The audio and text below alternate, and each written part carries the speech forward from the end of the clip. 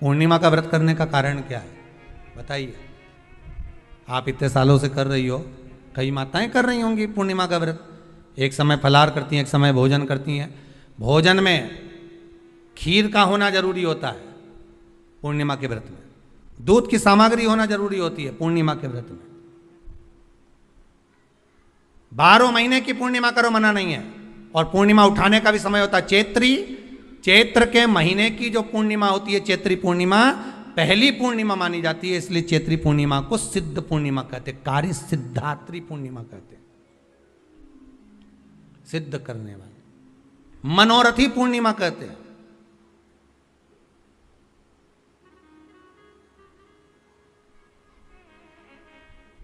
मनोरथी पूर्णिमा, इसलिए पूर्णिमा का व्रत कहां से उठाया जाता है? चैत्र के महीने की पूर्णिमा से पूर्णिमा का व्रत उठाया जाता है कि मैं महीने की पूर्णिमा करूंगी तो वो चैत्र पूर्णिमा से उसको उठा लिया जाता है। पर उसका एक नियम रहता है, आप फलाहार करें अपनी जगह पर है, पर एक समय भोजन कर रहे हैं वो अपनी जगह पर, भोजन के साथ में मीठे के साथ थोड़ा दूध की सामग्री होना जरूरी होती है। और क्यों करते हैं पूर्णिमा का व्रत, किस लिए किया जाता है, क्यों करा जाता है, उसका व्याख्यान वर्णन शिव महापुराण के अंतर्गत स्कंद पुराण में लिखा गया। स्कंद पुराण में वर्णन किया है श्री वेद व्यास जी महाराज ने, कहा यह पूर्णिमा का व्रत इसलिए किया जाता है कि व्यक्ति का जब मन गलत भ्रम में जाने लगता है, मन जब गलत जगह पर जाने लगता है, तो ये मन को गलत जगह पर ले जाने वाला कौन होता है? तो कहा यह चंद्र होता है। व्यक्ति की राशि के अंतर्गत, व्यक्ति की पत्रिका के अंतर्गत, व्यक्ति की ग्रह दशा के अंतर्गत जब चंद्र बेकार चलता है तो व्यक्ति अच्छा करते करते भी बेकार करने लग जाता है। चंद्र डोल रहा है। कई माताएं कहती हैं गुरुजी हमारे बेटे को आशीर्वाद दीजिए, बहुत गलत संगत में जा रहा है, मतलब समझ जाना कि चंद्र गड़बड़ जा रहा है। बेटी अगर गलत मार्ग पर जा रही है, बेटी अगर गलत संगत में जा रही है, किसी अन्य व्यक्ति की ओर आकर्षित हो, चंद्र गड़बड़ हो रहा है, उसका चंद्र कहीं जा रहा है। कोई पुरुष, कोई लड़का कोई गलत मार्ग पर जा रहा है, चंद्र गड़बड़ हो रहा है। घर में जो क्लेश उत्पन्न होता है, घर में जो विवाद उत्पन्न होता है, उस विवाद को रोकने के लिए केवल चंद्र की ही, इसलिए तो पूर्णिमा घर की नारियां, हमारे यहाँ हिंदू धर्म में यहां तक स्कंद पुराण में कह दिया कि प्रत्येक पुण्य, आप लोग का कभी आप लोगों ने सत्यनारायण जी की कथा करवाई है? जितने लोग आस्था चैनल पर कथा सुन रहे हैं, जितने लोग फेसबुक यूट्यूब पर कथा सुन रहे हैं, यूट्यूब पर कथा का श्रवण कर रहे हैं, उनने कभी सत्यनारायण की कथा करवाई होगी। तो उसमें लिखा है हर कार्तिक, हर पूर्णिमा को, हर संक्रांति को ब्राह्मण सत्यनारायण भगवान की कथा या राजा या वैश्य कथा को कराता था, या बढ़िया कथा कराता। सुनी कि नहीं सुनी ये बात? सत्यनारायण भगवान की कथा में लिखा है, स्कंद पुराण के अंतर्गत जो सत्यनारायण भगवान की कथा का स्मरण किया उसमें लिखा है प्रत्येक संक्रांति पूर्णिमा को सत्यनारायण की कथा करवाने लगा और ये योनि को प्राप्त हुआ, इस योनि से छूटा, इस योनि में गया। लिखा है, सब कुछ लिखा है। अब उत्ते से समझ जाओ कि पूर्णिमा को सत्यनारायण की कथा करने का बोला है, तो पूर्णिमा को सत्यनारायण की कथा का क्यों बोला? वैसे तो रोज कराओ सत्यनारायण जी की कथा, प्रतिदिन कराओ, मना नहीं है। आप क्या कोई विशेष फंक्शन है आप सत्यनारायण जी की कथा करवा, पर पूर्णिमा संक्रांति को और संक्रांति को पूर्णिमा को सत्यनारायण की कथा का स्मरण क्यों करवाया गया? क्योंकि पूर्णिमा के दिन अगर ये भगवान का व्रत रख लेगी, पूर्णिमा के दिन अगर ये खीर का प्रसाद बना लेगी, थोड़ा सा दूध की कोई सामग्री बना लेगी और भगवान को भोग लगा देगी, भले सत्यनारायण भगवान के भाव से बनाए, भले सत्यनारायण जी के निमित्तार्थ बना, पर अगर इसने सत्यनारायण भगवान के निमित्त से बना, पर पूर्णिमा के दिन अगर ये व्रत रखेगी, उपास रखेगी या कोई सामग्री बनाकर भगवान की पूजन कर लेगी, तो इसके घर में जो अशांति है वो शांति में बदल जाएगी। इसलिए कई घरों में आज भी सत्यनारायण भगवान की पूजन हर पूर्णिमा को करती है। माता किताब लेके बैठ जाती है, तुरंत तुरंत उन्हें ऑफिस जाना, कहीं काम पे जाना, और तुरंत तुरंत उसने तुरंत जल्दी जल्दी कलश रखा, कलश नहीं भी रखे तो भगवान की पूजन कर को रखे ब्राह्मण देवता को बुला लेगी, ब्राह्मण नहीं आएंगे तो खुद कर लेगी, पर करती जरूर है। इतना सा आटा सेक लेगी, पंजेरी बनाई, सीरा बनाई, मिठाई रख दो, कुछ भी करेगी पर सत्यनारायण की कथा कर ले। उसका मन लग गया उसमें, मतलब पूर्णिमा को करना है। उसको करने से क्या होता है? शांति रहती है, शीतलता रहती है। जिसके घर में हर महीने की पूर्णिमा को खीर बनती हो, ध्यान दीजिएगा, बहुत सुंदर संवाद चल रहा है, बहुत ध्यान देने वाली बात है। प्रत्येक महीने की पूर्णिमा को जिसके घर में दूध की सामग्री बनती हो, दूध की सामग्री तैयार होती हो, खीर प्रसाद तैयार होता हो, उसके घर में कभी क्लेश नहीं हो सकता। चाहे सास बहू एक दूसरे के सामने वो कहे ना, वो सांप और नेवले की लड़ाई क्यों ना, फिर भी शांति हो जाती है। पर प्रत्येक महीने की पूर्णिमा होना चाहिए। ये नहीं कि तुमने एक महीने की पूर्णिमा पे बना लिया और दूसरे महीने की पूर्णिमा को गायब कर दिया। फिर किसी ने कह दिया आज चूरमा तो बन रहा है, दाल बाटी तो बन रही है चूरमे के साथ में, लड्डू बन रहे हैं, तो काय को खीर बना रही हो? तो तुमने अब वो खीर प्रसाद।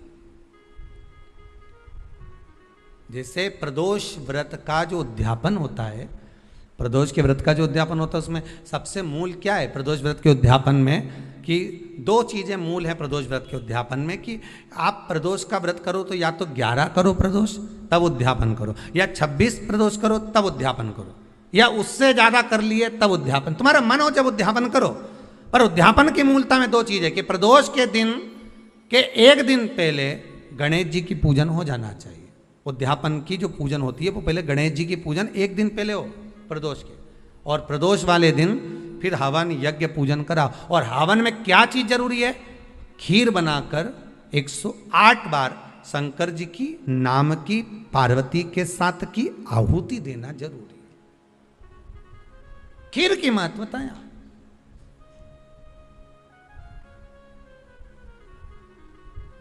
चलो और सहज भाषा में समझिए, और सरल भाषा। जिस समय पर भगवान औघड़दानी मेरा त्रिकालदर्शी मेरा कैलाशी शंभू का आवाहन चंद्रदेव ने करा, कब? जब ससुर ने श्राप दे दिया कि काया का रोग होगा, काया छिन्न होने लगी, टपक टपक कर गिरने लगी, काया नीचे गिर रही, चंद्र रोने लगे, आंखों से अश्रु बह रहा है, आंखों से आंसू बह रहा। किसके पास जाऊं मैं? तब देवऋषि नारद का स्मरण किया।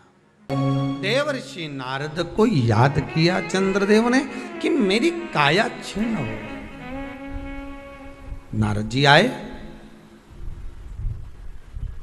आकर उपदेश दिया देवऋषि नारद ने, क्यों ना आप शिव की आराधना कर लो।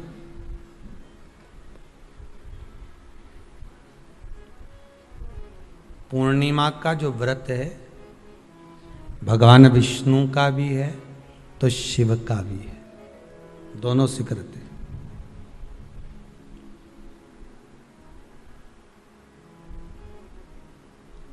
दोनों स्वीकृत है। जिसका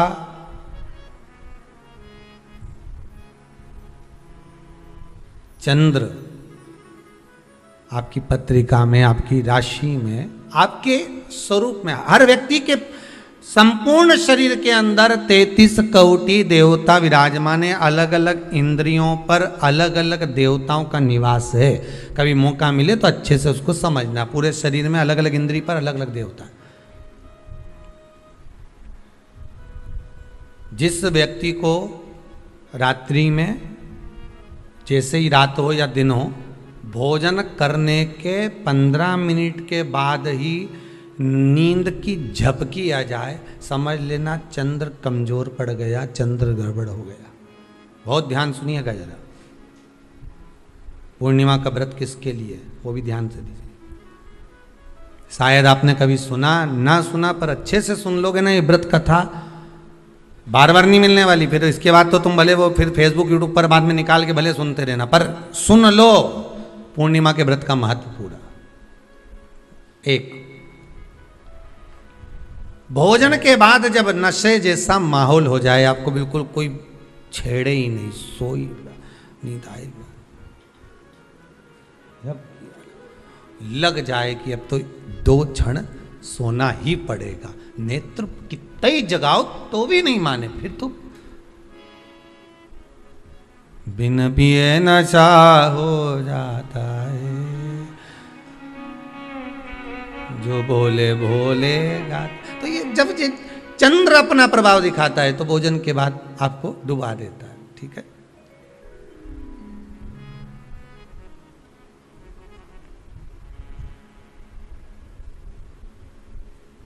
एक बहुत सरल भाषा में कहेंगे, आपको थोड़ा समझना पड़ेगा कि कहीं कहीं आपने सुना होगा कि 14 और पूर्णिमा पे कहीं गया होगा इसलिए ऐसा हो गया। बोले सुना है कि नहीं सुना? 14 पूर्णिमा पे कहीं गया होगा या 14 पूर्णिमा पे कहीं गई होगी तो ऐसा हो गया। क्यों कहते हैं, उसका कारण क्या है? आखिर बात 1400 पूर्णिमा को क्यों लोगों ने बदनाम कर दिया कि 14 पूर्णिमा पे कहीं गई होगी तो बाल खोल के गई होगी, या ऐसा करा होगा तो वैसा करा होगा तो ऐसा हो गया, या ये चीज़ इसके साथ में ऐसा हो गया, या एक्सीडेंट हो गया, या ये चीज़। कारण क्या होता है? क्यों पूर्णिमा और अमावस्या के समय पर ही ज़्यादा एक्सीडेंट के योग बनते हैं? क्यों पूर्णिमा अमावस्या के अंतर्गत ही ज़्यादा कष्ट के योग बनते हैं, बीमारी को पनपने के? कारण क्या होता है? उसका क्रम क्या है? कारण क्या है? उसका एक कारण है आपके चंद्र की महत्वता घट जाना। जब चंद्र की महत्वता घटती है तब जाकर शरीर में कहीं ना कहीं रोग की मात्रा बढ़ जाती। रोग अपना प्रभाव चंद्र के कारण दिखाना प्रारंभ, पर मन में बेचैनी नहीं हो, बेचैनी रहे, नींद नहीं आ रही है, कुछ मन में ऐसा लग रहा है कि कुछ होने वाला है, मन में स्थिरता नहीं आ रही, समझ लेना कि चंद्र गड़बड़ हो गया है। अब इस चंद्र को साधना है तो शिव तत्व में जाना पड़ेगा। फिर कुछ मत करिए, पूर्णिमा का व्रत चालू कर दीजिए। क्या करना है? केवल पूर्णिमा का व्रत चालू कर दो। और कितना प्रभाव है पूर्णिमा के व्रत का?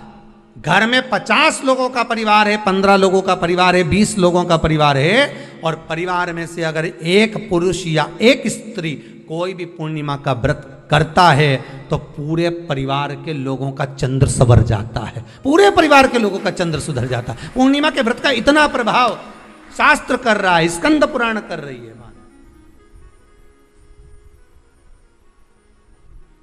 पर व्रत कब से लेना है? पूर्णिमा का, चैत्र की पूर्णिमा से। ठीक है, नहीं तो तुमने सोचा इतना महत्व सुना है पूर्णिमा के व्रत का तो मैं तो आज से ही नहीं खाऊं कछु, आज से ले लूँ। तो ये हर कोई सब तुम्हारा मर्जी पड़े, तुम तो आधी रात को उठ के भोजन करने लगो तो ये कहीं वर्णन नहीं है। तुम तो आधी रात के नहा लो तो ये कोई महत्व है? तो हर चीज़ का एक समय होता है कि इतनी बजे उठना, इतनी बजे मंजन करना, ऐसा करना, भोजन करना, ये समय पर फलाहार करना, ये समय पर ये, तो ये सब चीज़ का एक समय होता है, हर चीज का एक समय।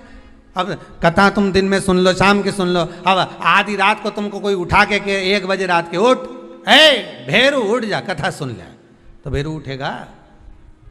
और आधी रात को भेरू उठ भी गया ना तो तुम्हें भेर भी बना देगा। है? कथा सुनने वाला है। हर चीज का एक समय होता है कि आपको ये समय पर आपको ये ग्रहण करना, आपको इस समय पर भगवत स्मरण करना, आपको इस समय पर नाम जाप करना, आपको इस समय पर भगवान की भक्ति को धारण करना। परिवार में अगर किसी ने एक पूर्णिमा का व्रत कर रखा है, एक व्यक्ति ने भी करा है, तो 50 की ग्रह दशा जब उसके स्पर्श में आती है, पूर्णिमा का जो व्रत होता है ना, स्पर्श का सुख दे जाता है। बहुत बहुत ध्यान दीजिएगा। जैसे आपने किसी ने पानी मांगा, आपका पूर्णिमा का व्रत है, और भले आप उठ के पानी लेने नहीं गए क्योंकि आपका व्रत है, क्योंकि जिसका व्रत होता है बेचारी वो तो ज्यादा कुछ करती नहीं पाती, पर किसी ने आपको पानी लाकर तो दिया ना। अब पानी लाकर जिस व्यक्ति ने दिया उसका स्पर्श तो हुआ ना। ये अभी गई थी ना दूसरी लहर कोरोना महामारी, इसको देख लो, इसको टच किया, इससे टच होकर उस पर गया, उससे टच होकर उस पर गया, तो ये कोरोना महामारी। अब जब ये कोरोना महामारी टच करने से फैल सकती है तो व्रत का पुण्य टच करने से क्यों नहीं बढ़ सकता? विचार करिएगा जरा, उसका भी तो पुण्य। अब आपने किसी को जल दिया जिसका व्रत था उसको जल दिया। और सरल भाषा में समझ लो, कभी मथुरा वृंदावन गए हो आप लोग? अगर मथुरा वृंदावन गए होगे, उज्जैनी गए होगे, काशी गए होगे, कहीं तीर्थ में गए होगे, या कभी कुबेरेश्वर धाम कभी आप लोग आएंगे जाएंगे, कभी आपको ज्ञात होगा, तो कभी आप लोग दर्शन करेंगे कि जब भोजन प्रसाद होता है तो लोग उसको बांटने के लिए देते हैं कि कोई आया है तो उसको कुछ प्रसाद मिल जाए, भंडारे की प्रसादी मिल जाए। तो भंडारे की प्रसादी जब वो खाता है उसका स्पर्श होता है, स्पर्श होता है तो जिसने भोजन किया उसका पुण्य जो दे रहा होता है उसके खाते में चले जाता है।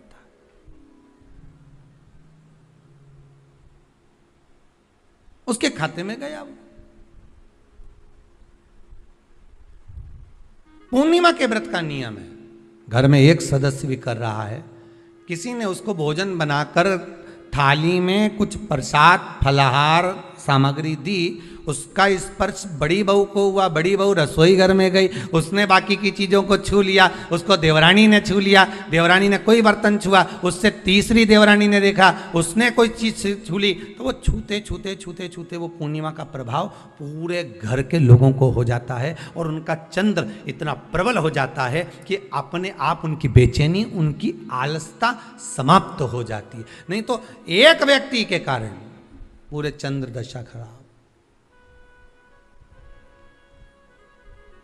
एक दुखी तो सब दुखी, एक सुखी तो सब सुखी। वो देख ले कि हाँ इसको सुख मिल गया है, अब ठीक है।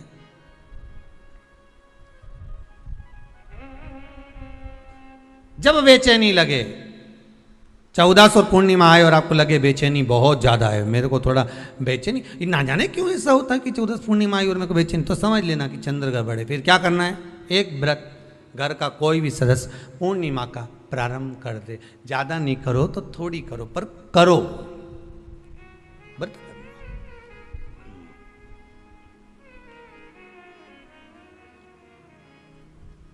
बहुत क्लेश हो रहा,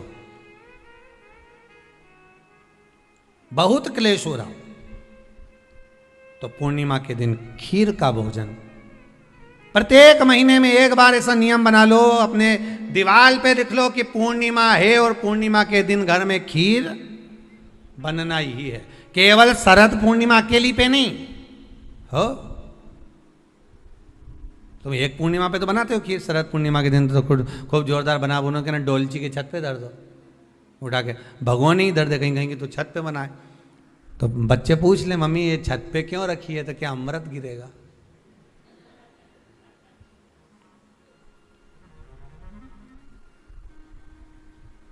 अब बोलो जम के जरा, क्या गिरेगा, अमृत गिरेगा। अच्छा, अब शिव महापुराण की कथा स्कंद पुराण तो कहती है, पूर्णिमा के महत्व को जो दर्शाया जाता है कि शरद पूर्णिमा के दिन चंद्र में से अमृत तत्व गिरता है, गिरता है। पर कब गिरता है, अरे जम के तो बोलो, जब उस खीर का ढक्कन हटा हुआ, केवल खीर का नहीं अपना भी ढक्कन हटा हो, तभी तो अमृत गिरेगा।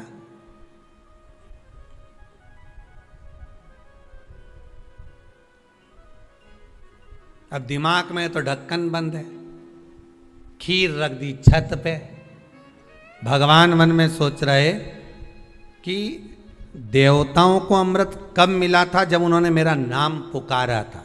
केवल खीर बना के नहीं धरी थी कि छत पे खीर धर दो और अमृत आ जाएगा, नहीं नहीं, खीर के पास बैठकर थोड़ी देर बैठकर हरे राम कहो सीताराम कहो, सीताराम कहो राजा राम कहो, कुछ भजन तो गाओ। अब तुमने तो नीचे से बना के छोरा के दे दी, धर या ऊपर छत पे, और छत पे ले जाके खीर धर दी और खीर रखी तो मम्मी ने क्या केवल ढक्कन लगा के रखना, बिल्ली खा जाएगी, तो उसमें ढक्कन केवल खीर में नहीं लगाया, अपनी बुद्धि में भी लगा लिया। अरे स्कंद पुराण की कथा कहती है जब पूर्णिमा के दिन तुम खीर बना रहे हो, अगर शरद पूर्णिमा के दिन खीर बना रहे हो तो प्रयास करना कि थोड़ी देर बैठकर राम नाम, कृष्ण नाम, शिव नाम, भगवान की भक्ति का 2-5 भजन तो हो जाए। अब दिमाग में लगा ढक्कन, खीर में भी लगा दो ढक्कन, अमृत कहां से झड़ेगा। भगवान भी सोचे ना राम नाम लीनो तूने भरी जवानी में, तो डूब के मर जा रे चुल्लू भर पानी में। अब भगवत भजन करे या नहीं, और क्या कि अमृत झड़ेगा। भगवान के कहीं नहीं झड़े, फालतू की बात। राम नाम बोलती तो अमृत झड़ता, कृष्ण नाम बोलती तो अमृत झड़ता, भगवान का भजन करती तो अमृत झड़ता। इसलिए शरद पूर्णिमा पे मंदिरों में जो खीर बनती है ना, तुम्हारे घर की खीर और मंदिर की खीर के मिला के देखना जरा, दोनों में स्वाद किस में आए, जरा मिला के देखना। मंदिर की खीर में स्वाद आ जाए, क्यों 12 महीने की पूर्णिमा करके देखने में क्या जा रहा है? देख लो बना के। नहीं तो ना तो सियोर वाला महाराज तुम्हारे यहाँ खाने आ रहा है, नहीं तो खीर तो अपने घर में ही है। कोई महाराज तो नहीं आएगा खाने के लिए कि सियोर वाला महाराज को तुम खीर का डब्बा पहुंचा दो कि हर महीने की पूर्णिमा को तुम्हें ही खाना है, तुम्हें ही बनाना है। इतनी सी बना लो, पर बनाओ, देखो कि घर में शांति होती कि नहीं होती। बनाकर जाने में क्या जा रहा है? नहीं तो खीर तो है ही सरी, अगर शांति नहीं हुई तो खीर तो है, खा ही लेंगे। पर बना के देखने में कुछ जा रहा है क्या? बनाओ।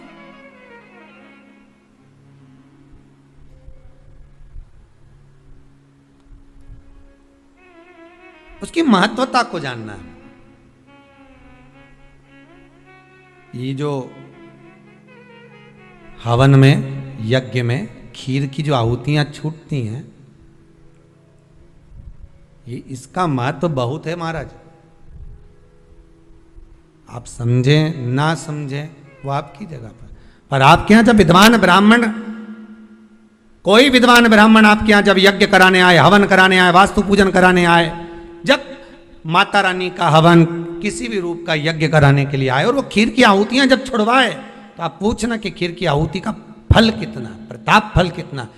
पूरे यज्ञ में वो खीर की आहुतियां लक्ष्मी के लिए जो दी जाती है, वो लक्ष्मी की वृद्धि कर देती।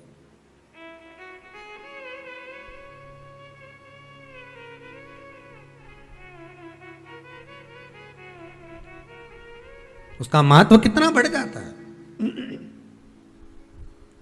उसका महत्व कितना प्रबल हो जाता है। खीर क्या होती है, बनाइए एक बार। पूर्णिमा के व्रत का महत्व चंद्र से, और जिसके यहां क्लेश हो, कोई व्यक्ति मीठा बोलकर आपसे स्नेहवश, प्रेम बढ़ाकर, स्नेह बढ़ाकर, आपसे प्रेम वात्सल्यता करुणा स्नेह बढ़ाकर जब आपसे कुछ धन लेकर चले गया हो, और अब आप उससे मांग रहे हो, आप उससे लेना चाहते हो, और फोन कर रहे हो, मिलने जा रहे हो कि मेरा पैसा दे दे भैया, और वो प्रेम खत्म कर चुका है, स्नेह खत्म कर चुका है, धन नहीं दे रहा, वहां पर भी ये पूर्णिमा का व्रत काम करता।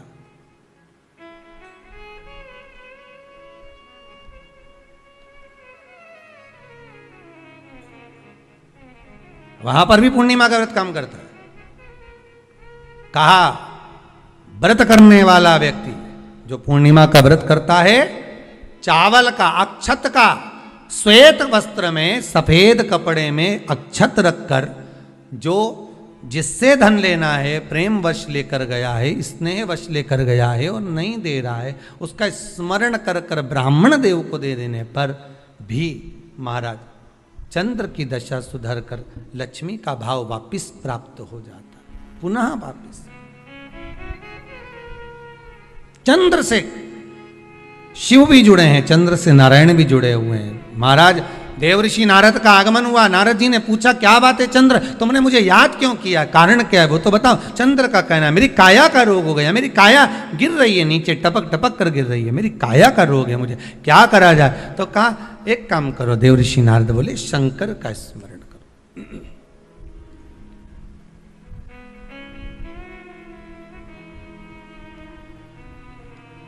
शिव का स्मरण कर लीजिए। चंद्रदेव ने पूछा शंकर का स्मरण मैं करूं, प्राप्त करूं, क्या भगवान शिव मेरे संकट को हरने के लिए आएंगे? क्यों नहीं। तन, मन और धन, ये 3 कांटे हैं हमारे जीवन में भी। सबसे रफ्तार में चलने वाला मन का कांटा है। काय का कांटा है? मन का। मन का कांटा इतना रफ्तार में चलता है कि बैठा यहाँ है, पहुँच तुरंत जाता है।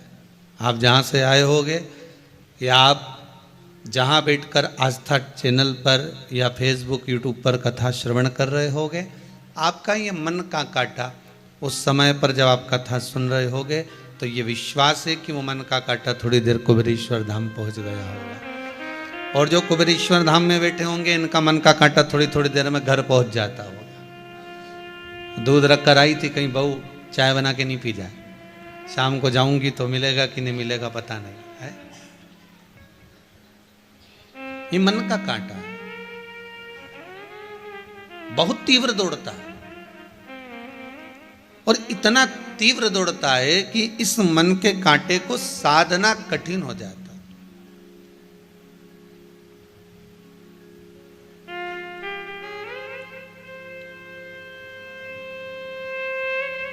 एक बार गुरु नानक देव जी ने एक बार अपनी माता जी से कहा, मां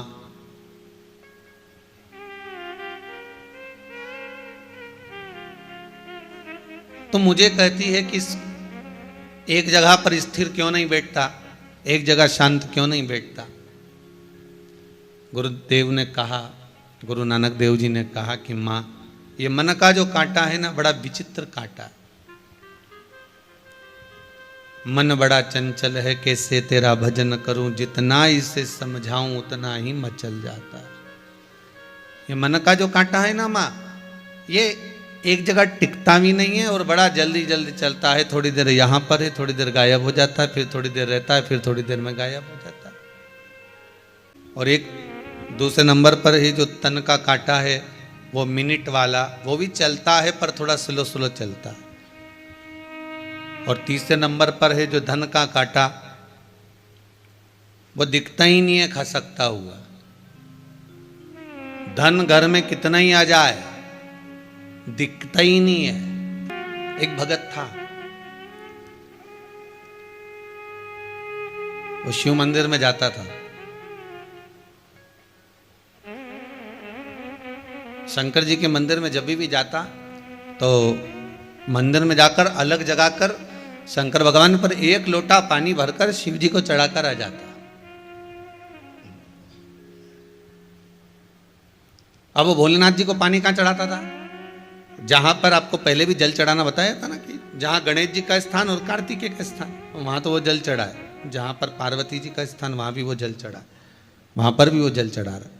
पार्वती जी के स्थान पर भी वो जल चढ़ा रहा। और फिर सब जगह पर जल चढ़ाने के बाद में नंदीश्वर पर भी जल चढ़ा देता है। और जल चढ़ाने के बाद वो जो शिवलिंग होता है ना, उसके ऊपर जल चढ़ा के ही नहीं आता।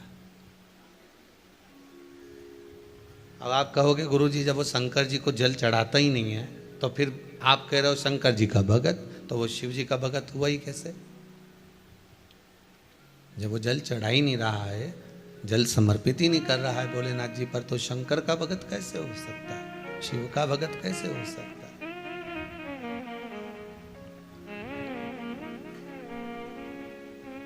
महाराज सब जगह पर जल चढ़ाता वो, और जल चढ़ाने के बाद में सब जगह जल चढ़ाकर शंकर जी पे जल नहीं चढ़ाता और वापिस आ जाता है, वापिस आ जाता है पुणे अपने घर।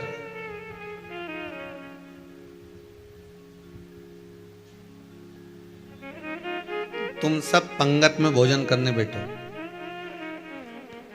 गुलाब जामुन देने वाला आया, ने तुम्हारे बाजू में दे गया, इसके भी दे गया, उधर भैरू बैठा था ना उसके भी दे दी, आगे भी दे गया, और तुम्हारे को गुलाब जामुन नहीं देकर गया तो तुम क्या करोगे? बोलो जाओ। अब तुम पहले दो एक बार तो देखोगे कि इसकी पत्तल पे भी है, इसकी पत्तल पे भी, बस अपने को गुलाब जामुन नहीं दी, या तो ये अपना दुश्मन है या फिर ये अपने को भूल गया। फिर याद दिलाने के लिए क्या करोगे?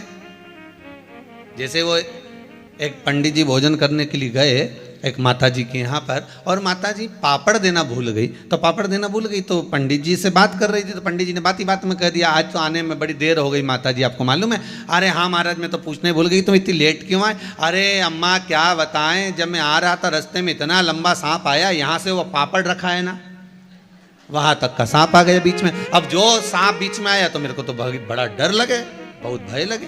फिर अम्मा जी को याद आया, महाराज पापड़ रह गए, मैं अब भी लेके आई, और अम्मा पापड़ ले। अब यहाँ गुलाब जामुन कोई फूल भूल जाए तुम्हारी पंगत में, तो तुम क्या कर सकते हो?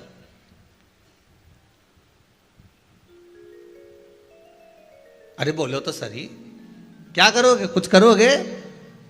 बस इतना जरूर कर सकते हो कि अगली बार आएगा तो देकर जाएगा, बाट जोगे, इंतजार करोगे, प्रतीक्षा करोगे। अब तुम्हें इंतजार किसका है? पूड़ी का इतना इंतजार नहीं है, खोबरा पाक का भी नहीं है, सब्जी का भी नहीं है, पर वो जो नहीं है ना पत्तल में, उस गुलाब जामुन का इंतजार है कि ये गुलाब जामुन आए और मैं इसको खाऊं। और मालूम पड़े फिर वो आया,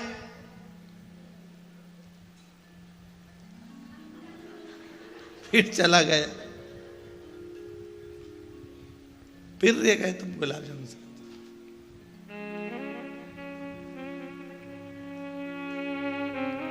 अब तो तुम रुकोगे क्या? फिर तो कह दोगे, ए भैया, ए इधर आओ, क्या है? दो रखो। उसने कहा दो क्यों? पिछली बार भी भूल गए थे, अब की बार भी भूल गए, रखो दो। दो गुलाब जामुन। शिव का एक भगत ऐसा था, शंकर जी के मंदिर में जाता था, गणेश जी के जल चढ़ा दे, पार्वती के चढ़ा दे, कार्तिकेय के चढ़ा दे, और शंकर जी के चढ़ाता ही नहीं, नंदी के नहवा के वापिस आ जाता। अब शंकर जी के मन में आया कि मेरा इतना गुणगान गाए, भजन करे, कीर्तन करे, नाम जाप करे, स्मरण करे, खूब मेरा नाम लेकर आए, घर पे भी बोल के आए कि शंकर जी के मंदिर। अब उन्हें किसी ने शिव जी के मंदिर में सारा देवता, पर नाम क्या निकले? शंकर जी के मंदिर जा रहा हूँ। अब वहाँ तो गणेश जी भी है, पर तुमने कहा एक बार भी कि मैं गणेश जी के मंदिर जा रहा हूँ? नहीं। पार्वती के मंदिर जा रहा हूँ? नहीं। नंदी के मंदिर जा रहा हूँ? नहीं। आपके मुख से क्या निकला? शंकर के मंदिर जा रहा हूँ। नाम भी बोल के आए कि शंकर के मंदिर गया, और सबके चढ़ाए, और मुझे छोड़ जाए। अब मुझे छोड़कर जा रहा, करा क्या जाए, क्या बोला जाए? अब भगत रोज घर चले जाए, रोज। अब की बार पार्वती जी ने शिव जी से कहा, प्रभु जी ये तो आपका घोर अपमान हो रहा है, बहुत बड़ा अपमान है कि हमको जल चढ़ाए और आपको ना चढ़ाए। शंकर जी समझ गए कि ये तो अपमान वाली बात है कि मेरे को जल नहीं चढ़ रहा और सबको चढ़ा रहा है।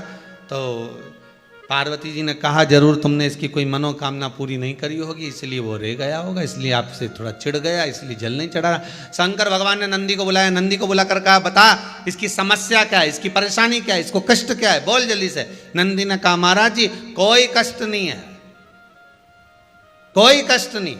ये पार्वती को जल चढ़ा के जाता था, पार्वती मैया ने सब कुछ दे दिया। गणेश जी को चढ़ाया, गणेश जी ने सब कुछ दे दिया। अच्छा, फिर मुझे जल क्यों नहीं चढ़ाता? नंदी बोले, ये तो मुझे नहीं मालूम, मुझे ज्ञात नहीं कि जल क्यों नहीं चढ़ाता। शंकर भगवान बोले, आज शाम के समय पर अपन दोनों इसी के घर जाएंगे, ठीक है? अपन इसी के घर पहुंचेंगे। अब बाबा कृपा करे, शाम का समय था, और शाम के समय पर देवाधिदेव महादेव नंदी पर बैठकर पार्वती जी को लेकर इसी भगत के घर पहुंच गए। और भगत के घर पर पहुंचते से ही बाबा देवाधिदेव महादेव ने आवाज लगाई। जैसी आवाज लगी, भगत निकलकर बाहर आया, और बाहर आते से बोला, प्रभु आप पधारे हो, आप मेरे घर पर आए हो? शंकर भगवान बोले, आया तेरे घर पर हूं, पर बाहर बात नहीं करूंगा, अंदर चल के बात करूंगा। और शंकर भगवान उसको ले गए अंदर ले जाकर पूछा, भोलेनाथ जी ने, ये बता कि तू सबको जल चढ़ाता था, पर मुझे जल क्यों नहीं चढ़ाता था? तो भगत ने कह दिया, प्रभु कारण केवल एक था, भक्त भगवान के मंदिर में रोज जाता है, पर भगवान भक्त के घर नहीं आता है। आपको बुलाने के लिए मैंने ये जल नहीं चढ़ाया,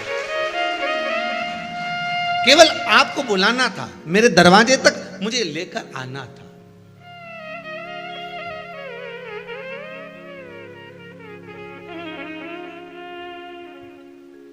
मेरे द्वार पर आप आए, कितना सुंदर बात है, जरा ध्यान दीजिएगा। अगर आप थोड़ा सा पूजन में चावल भूल गए तो आपके मन में आ जाता है कि मैंने चावल नहीं चढ़ाया। बोला आता है कि नहीं आता? शास्त्र कहता है, अग्नि पुराण में स्पष्ट किया गया, कितना भी पूजन का सामान बाजार से लिया आओ और कितनी भी अच्छी पूजन की थाली जमा लो, अच्छे से अच्छा विद्वान भी पूजन की संपूर्ण सामग्री पूजन की थाली में रख ले, विद्वान से विद्वान ब्राह्मण जन हो, चाहे पूजन करने वाला एक साधारण सा मानव क्यों ना हो, वो पूजन की थाली में संपूर्ण सामग्री जमा ले, तो भी पूजन की सामग्री में पूजन करते समय कुछ ना कुछ रह ही जाता है, रह ही जाता है। अच्छे से अच्छा विद्वान भी पूजन की सामग्री में थोड़ा ना थोड़ा रह गया, अब मन में भ्रम उत्पन्न हो गया कि ये पूजन की सामग्री में क्यों रह गया, मेरे को ये चाहिए था, ये तो रह गया, मैंने तो ये चढ़ाने के लिए लाना था, मैं तो ये भूल गई। उसका कारण क्या है? हमें लगता है कि त्रुटि हो गई, हमें लगता है कि गलती हो गई, पर शंकर भगवान से कोई पूछे, शिव के भगत से कोई पूछे कि पूजन की थाली में पहले के समय में लोग पूजन करने जाते थे तो क्या पूजन की सामग्री में साहित्य कम रह जाता था? हाँ, उसका कारण क्या था? भगवान कहते हैं कारण केवल एक है, मैं खुद पूजन की थाली में, भगवान विष्णु ने संकल्प लिया था कि 108 कमल के पुष्प भगवान शंकर को समर्पित करूंगा, पहले कथा में वर्णन किया, 108 कमल के पुष्प भगवान को दूंगा। जब आखिरी दिन महीने का पूर्ण होने जा रहा था, श्रावण के महीने का, भगवान ने एक पुष्प को निकाल लिया, उसमें पूजन की थाली में एक फूल कम कर दिया। अब आपको लगे, परिवार को लगे, कुटुंब को लगे, किसी को लगे,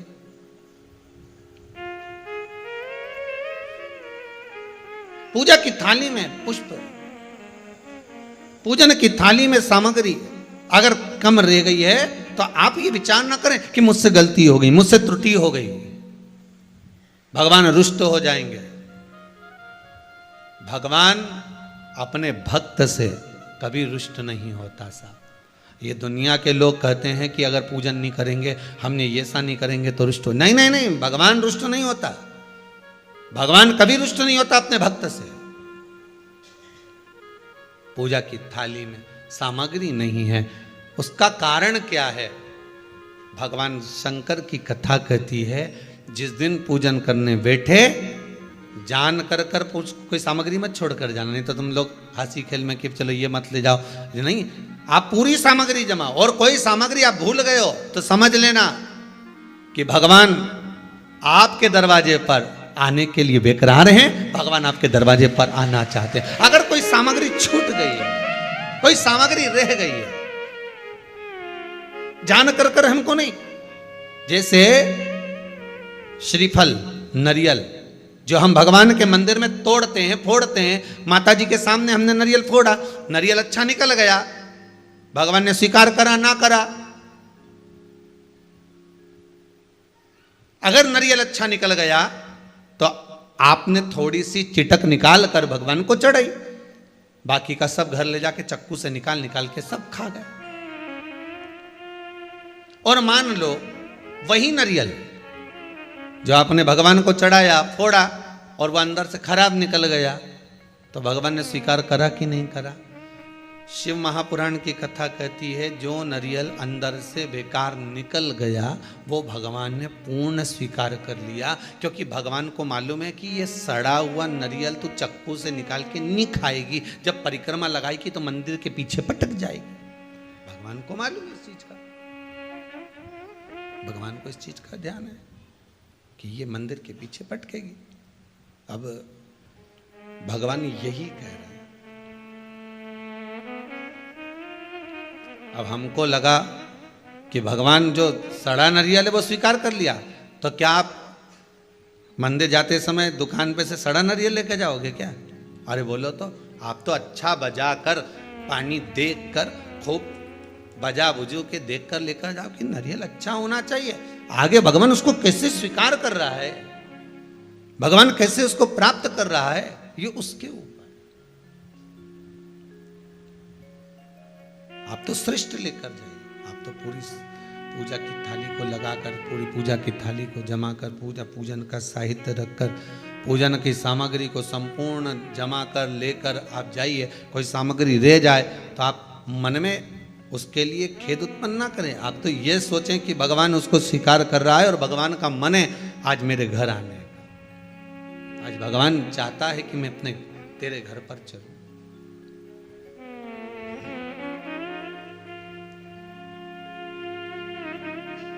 भगवान ने शिव भक्त से कहते हैं कि तुम मेरे ऊपर जल नहीं चढ़ाता था? नहीं प्रभु, नहीं। कारण मैं अपने घर पर बुलाना चाहता था, आपको अपने भवन में बुलाना चाहता था। बस आप मेरे घर पर आ जावे, आप मेरे भवन में आ जावे, इसलिए मैं थोड़ा सा छोड़ आता था। आप आए नहीं, सुबह हो गई, मेरी पूजा की थाली धरी की धरी रह गई। भगवान भी विचार करता,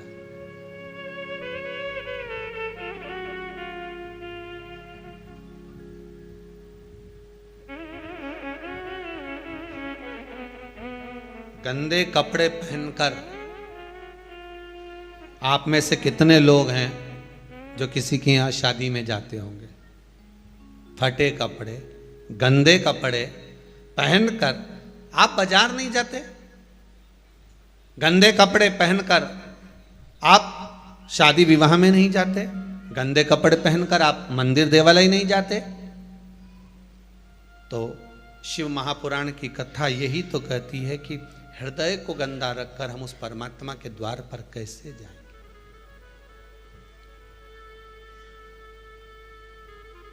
अब इस मन को धोने का कोई साबुन, इस मन को साफ करने का कोई सर्फ, कोई साबुन अगर है तो ये भगवान की कथा है। इस कथा से ये तन, ये शरीर कभी साफ नहीं हुआ।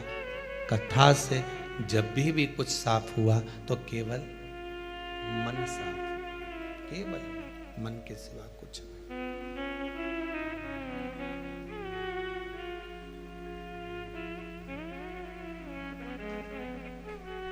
और जब ये मन पूर्ण तरह से साफ हो जाए, क्लीन हो जाए, तब भगवान को भी लगेगा कि इसने अपने घर को साफ कर कर रखा है। ये मेरा स्थान है, ये मेरी जगह है।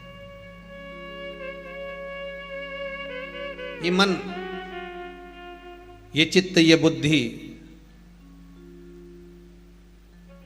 ये मेरा स्थान है। भगवान का सबसे श्रेष्ठ कर कोई स्थान तो ये मन, ये चित्त, ये बुद्धि, ये विवेक, ये हमारे दृष्टि, ये हमारे भाव, ये भगवान का सर्वाधिक सुंदर स्थान,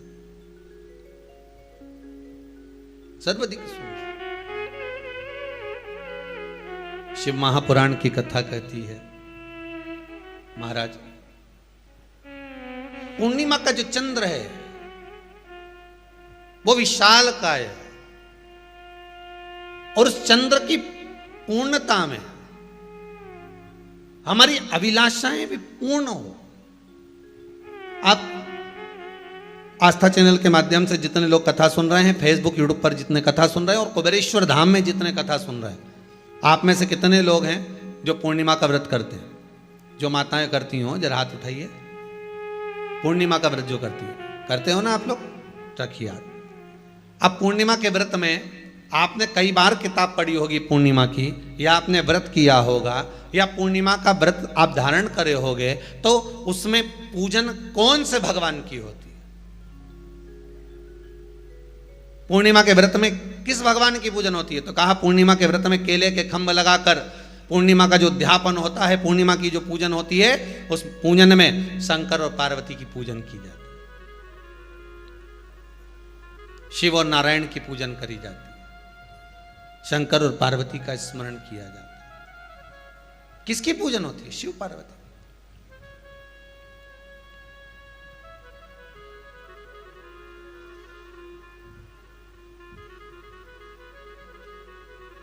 क्यों शंकर और पार्वती का पूजन क्यों करा जाता है पूर्णिमा के व्रत में? क्योंकि शिव और माता पार्वती ही केवल एक ऐसे हैं जिन्होंने अपूर्ण लक्ष्मी को भी पूर्ण बना दिया था। किसको पूर्ण बनाया है? लक्ष्मी। शरद पूर्णिमा के दिन अगर आप शंकर भगवान को एक लोटा पानी अगर शिव को समर्पित कर रहे हो, श्वेत पुष्प को रख कर शंकर जी के ऊपर सफेद फूल को चढ़ाकर अगर एक लोटा जल भी एक पात्र जल भी शंकर को समर्पित कर रहे हो, तो ये लक्ष्मी के लिए ही तो कर रहे हो। और कौन सी लक्ष्मी? पूर्ण लक्ष्मी, पूर्ण लक्ष्मी।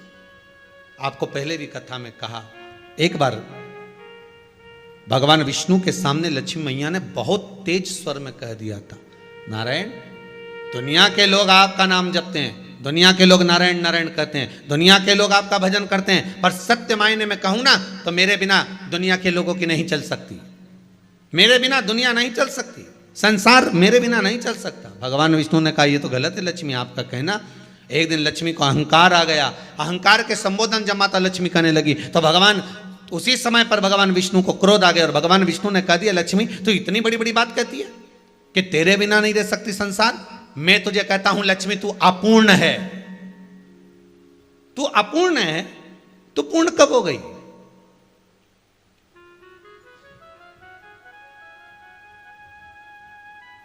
तेरी पूर्णता कहां हो गई?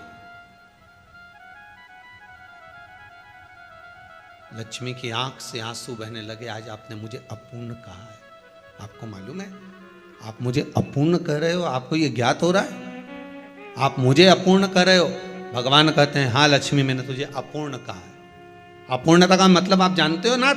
भगवान कहते हैं, लक्ष्मी मैं सब जानता हूं। लक्ष्मी रोती हुई माता सरस्वती के पास पहुंच गई। सरस्वती ने पूछा, क्या बात है लक्ष्मी, क्यों रो रही हो? लक्ष्मी जी ने कहा, क्या बताऊं सखी, मेरे पति ने आज मुझे अपूर्ण कह दिया है। तो क्यों रो रही है तू? अपूर्ण अगर कह दिया, पति ने ही तो कहा है ना, तो क्यों रोना? चल मेरे साथ में। और सरस्वती मैया माता लक्ष्मी को लेकर सीधे पहुंच गई माता पार्वती के यहाँ। माता पार्वती के यहाँ जब पहुंची, माता पार्वती जी ने लक्ष्मी जी को देखा और सरस्वती को देखा तो पूछा कि बात क्या है, क्या हो गया ऐसा,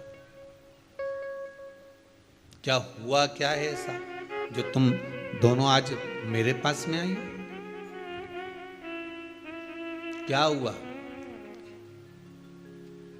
पार्वती जी कुछ बोलती, शिव जी का ध्यान माता सरस्वती की ओर और लक्ष्मी की ओर गया और भगवान शंकर जान गए कि आज भगवान नारायण ने लक्ष्मी जी को अपूर्ण कहा है। अब देखें माता पार्वती क्या कर सकती है, इसको पूर्ण बनाने के लिए करेगी क्या? क्या हुआ? माता सरस्वती जी बोली, लक्ष्मी को अपूर्ण कह दिया। अपूर्ण कह दिया?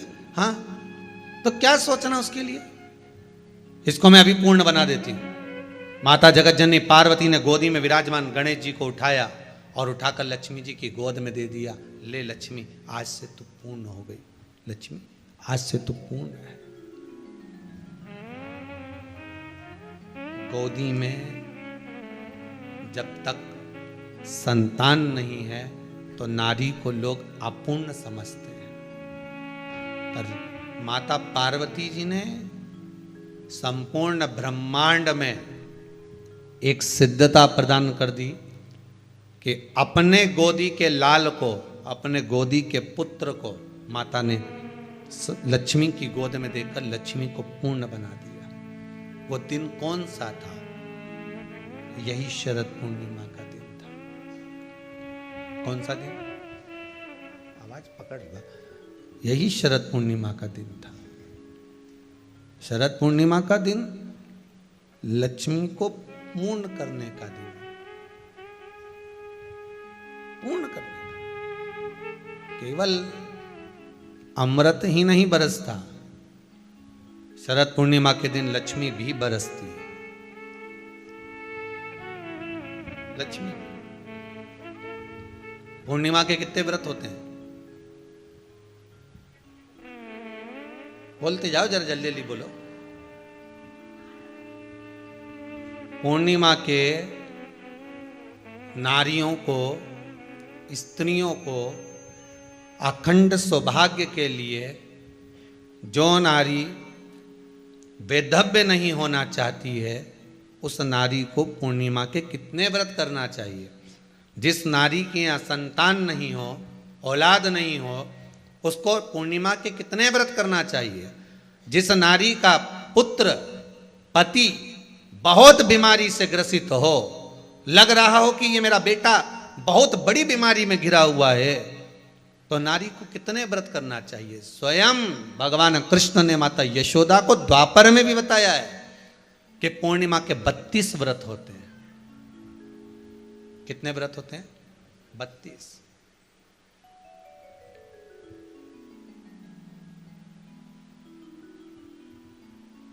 स्वयं भगवान कृष्ण यशोदा रानी को, माता यशोदा जी को भी बता रहे हैं 32 व्रत। अब आपको किसी ने बता दिया होगा कि 8 कर लो, 7 कर लो, 6 कर लो, 12 कर लो, इसलिए आपने बोला कि 12 कर लीजिए, 32 कर लीजिए। अरे यहां तो द्वापर की कथा भी कहती है। यशोदा जी ने एक बार भगवान कृष्ण को रोक कर कह दिया, ए कन्हैया रुको। कन्हैया बोले, बोलो माँ क्या बात है। कन्हैया जरा रुकिए, इधर आओ जरा। भगवान कृष्ण आए। हाँ माँ बोलिए। किस जगह का प्रसंग है ये? जिस समय पर राधा रानी कुरुक्षेत्र में नंद बाबा और यशोदा जी को लेकर कुरुक्षेत्र के कुंड में, ब्रह्म सरोवर में स्नान कराने के लिए लेकर जाती है, ग्रहण का समय पर। और जब भगवान कृष्ण उस कुरुक्षेत्र के उस सरोवर में स्नान करने आते हैं, तब यशोदा जी ने अपने लाला से प्रश्न किया है, पूछा है कि नारी वेधव्य होकर ना मरे।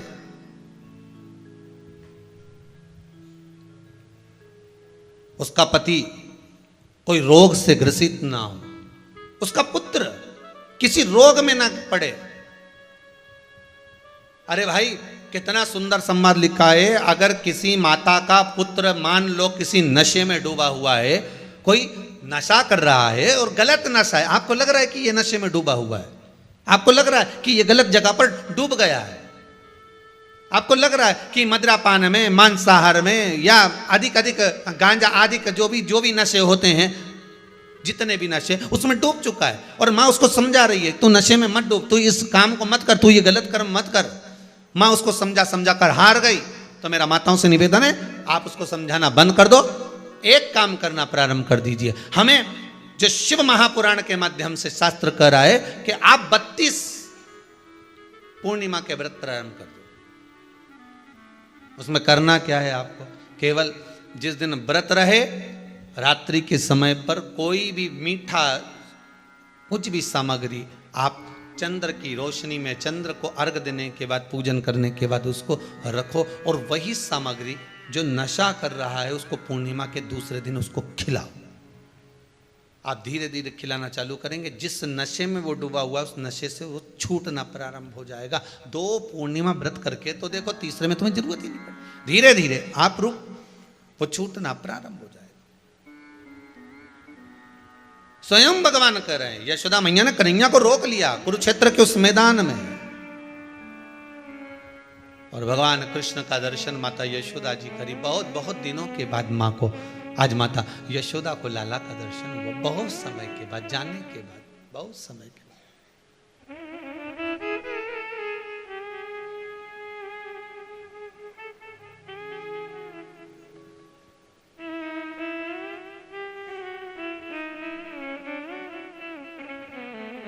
आज नयन में यशोदा जी के बड़ा भाव था। बचपन कन्हैया का ध्यान में आ रहा था। बचपन भगवान कृष्ण से माता यशोदा जी ने पूछा, कन्हैया मान लो किसी नारी का पुत्र या पति रोग से ग्रसित हो, उसके पति की या पुत्र की आयु थोड़ी सी हो, तो हे कृष्ण, उस नारी को कौन सा व्रत धारण करना चाहिए या किसकी पूजन करना चाहिए? ये कुरुक्षेत्र की भूमि का संवाद है।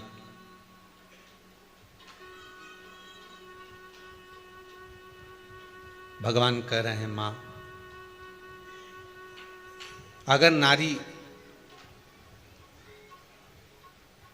अपने पुत्र और अपने पति के लिए, उसकी उम्र की वृद्धि के लिए, रोग मुक्ति के लिए, विश्व के ताप को कम करने वाले चंद्रदेव की आराधना पूर्णिमा के व्रत को धारण करती है, तो नारी उस व्रत के प्रभाव से अपने पुत्र और पति की बीमारी को, रोग को हर लेती है।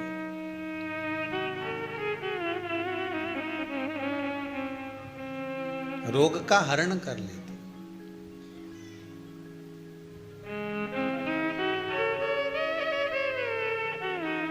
महाराज, जो बच्चा बुद्धि से विकलांग हो, विद्या में कमजोर हो, परीक्षा हॉल में पेपर देते समय भूल जाता हो,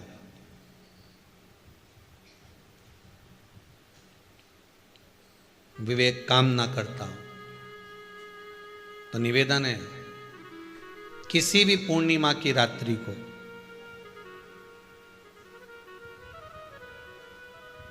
बारह बजे गाय के, गौ माता देसी गाय के जो 4 थन होते हैं, उन 4 थन में से जो आगे के थन होते हैं, 2 पीछे की ओर होते हैं, 2 आगे की ओर होते हैं, तो जो आगे के 2 थन हैं, उस थन का दूध निकलवा लिया जाए और उस दूध का कोई भी मीठा पदार्थ बनाओ तो ठीक है, ना बनाओ तो उसी दूध में शक्कर मिलाकर पूर्णिमा की रात्रि को, जो विवेक से कमजोर हो, बुद्धि से कमजोर हो, या याद करा हुआ सब भूल जाते हो, या आपके लिए भी है कोई चीज रखते हो भूल जाते हो, विवेक याद नहीं रहता, बुद्धि में इतना प्रबल बल नहीं आ पाता, याददाश्त कमजोर होती चली जा रही, तो किसी भी पूर्णिमा की रात्रि को 12 बजे गाय के आगे के 2 थन का दूध, उसमें कोई पदार्थ, शक्कर, गुड़ कुछ भी मिलाकर भगवान के चंद्रदेव की साक्षी में उसको पिला दिया जाए। महाराज, बार बार पिलाने की जरूरत ही नहीं पड़ेगी, एक ही बार में काम कर जाएगा और विवेक पूर्ण तरह से कार्य करने लगेगा। देसी गाय के आगे के 2 थन का दूध बड़ा प्रबल होता है।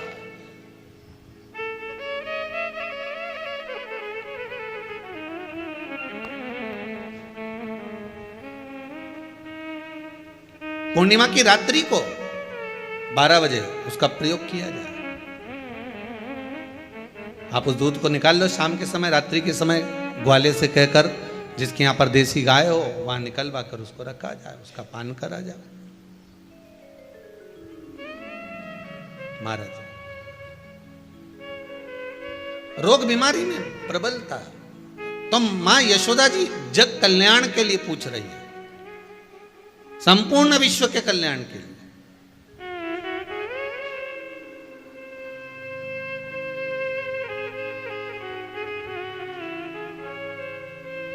अरे कितना सुंदर संवाद है। स्कंद पुराण में समुद्र मंथन की तिथि, नक्षत्र, घड़ी, पल सब कुछ लिखा हुआ है कि समुद्र मंथन के लिए देवताओं ने इंतजार करा था। कब?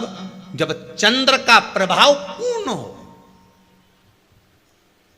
जब चंद्र का प्रभाव पूर्ण होगा तब जो मंथन होगा, उस मंथन का जो सुख होगा वो जीवन को आनंद दे जाएगा।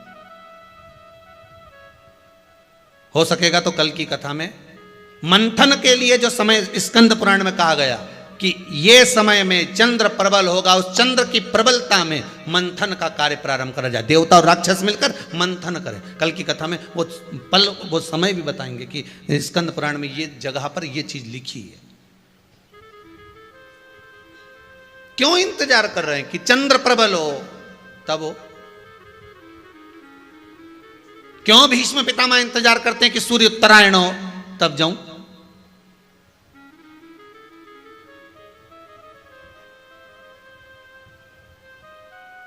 जब देवता 33 कोटि देवता उस चंद्र के इंतजार में रहते हैं कि ये चंद्र प्रबल होगा तब जाकर ये चंद्र यहां पहुंचेगा, तब जाकर हम मंथन करेंगे, तब जाकर वो अमृत मिलेगा और उस अमृत को देवता धारण करेंगे तो वो आनंद पा जाएंगे।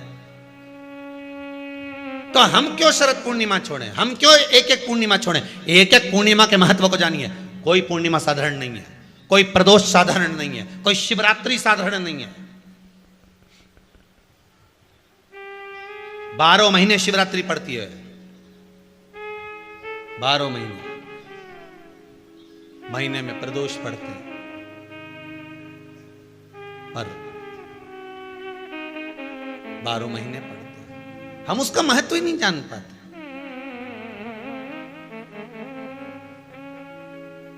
कौन से प्रदोष पर क्या करना है, कौन सी पूर्णिमा को क्या धारण करना है, कौन सी शिवरात्रि पर। कई लोगों को तो यहां तक नहीं मालूम था कि भाई श्रावण के महीने में भी शिवरात्रि आती है। वो तो बस लोगों के कि शिवरात्रि का पूजन हुआ, तो उसका स्मरण क्यों छोड़े हम? अगर ये वेद और शास्त्र ब्राह्मणों को दिए गए हैं, ये वेद और शास्त्र विद्वज्जन को दिए गए हैं, तो इसका स्मरण होना चाहिए कि हम निकाल कर जनमानस तक ये चीज पहुंचाएं कि हमें इस दिन ये पूजन करना है, उसका स्मरण होना चाहिए।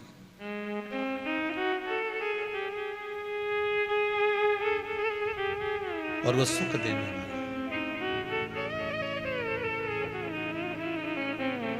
भगवान कृष्ण से यशोदा जी ने पूछा तो भगवान कृष्ण ने कहा, मां, पूर्णिमा का व्रत अगर नारी 32 पूर्णिमा धारण कर लेती है तो वो नारी बेधव्य होकर नहीं जाती। स्मरण करो, मना नहीं। भजन में कोई कमी नहीं होना चाहिए, स्मरण में कोई कमी नहीं होना चाहिए। आप व्रत कर रहे हो, लगातार कर रहे हो, तो थोड़ा सा एक उद्यापन व्रत में जरूरी है। उद्यापन नहीं करो तो किसी विद्वान ब्राह्मण को घर में बुलाकर अभिषेक पूजन करा लो, उसको भोजन करा दो, दक्षिणा अधिक प्रदान कर कर उसको विदा कर दो, उसमें भी सुख का भाग, उसमें भी सुख का।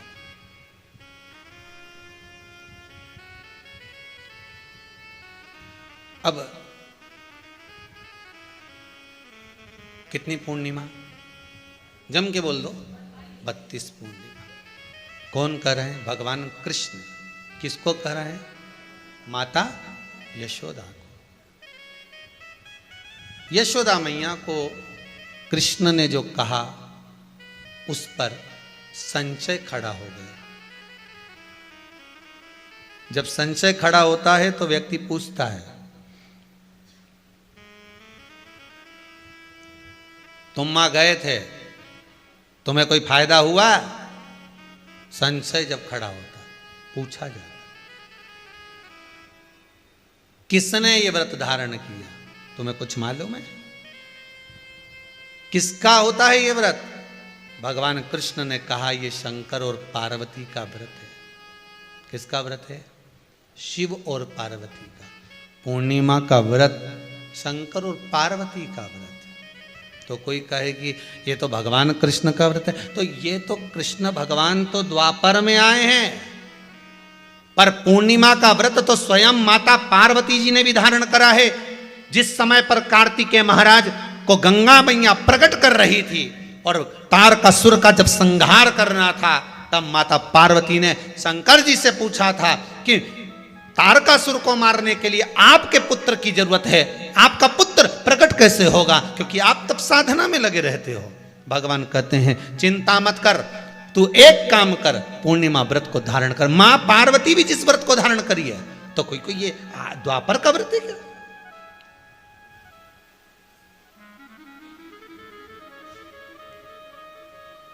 सतयुग का व्रत है क्या? यहां तो नियम निकलते गए, त्रेता का नहीं, सतयुग है। और सतयुग का ना जाने कितने निकल गए, ना जाने कितने द्वापर, ना जाने कितने कलयुग, ना जाने कितने त्रेता युग निकल गए। पुराने चले आ रहे, पुराने।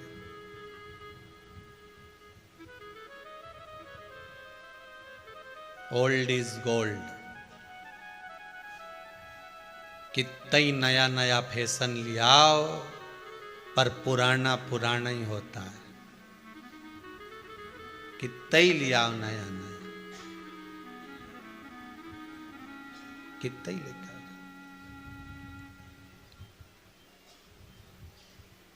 पुराना पुराना ही होता है। कितना ही बाल पे कलर कर लो, पर जड़ से जो निकलेगा वो तो सफेद ही है। बोलो सही है कि गलत है? सही है। तो किसी ने पूछा ये ऊपर का तो काला हो जाएगा पर जो निकलेगा उसका क्या होगा? तो कि जड़ अगर काली है मतलब जड़ मजबूत है और जड़ में ही वो कलर भर दिया जाए तो जितने निकलेंगे वो सब काले ही निकलेंगे। तो फिर कहा ये जड़ को पकड़ना पड़ेगा। तो बिल्कुल यहाँ तो शास्त्र कह रहा है कि कोई भी अगर आप प्रसंग धारण कर रहे हो, कोई भी आप नियम धारण कर रहे हो, कोई भी आप व्रत धारण कर रहे हो या आप किसी भी तरह का पुण्य भाग धारण कर रहे हो तो उसमें जड़ की मूलता होना चाहिए। जड़ कहाँ? केवल पूर्णिमा का व्रत कोई केवल द्वापर का नहीं है, केवल त्रेता का नहीं, ये तो सतयुग के भी आगे का निकल चल, ना जाने कितने सतयुग, कितने त्रेता, कितने द्वापर हुए, तब से चला आ रहा।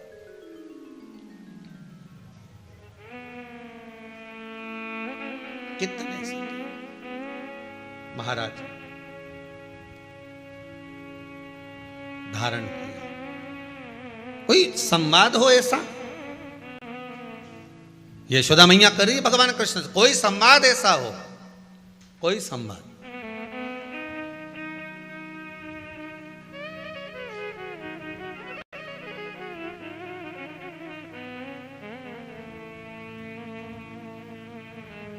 महाराज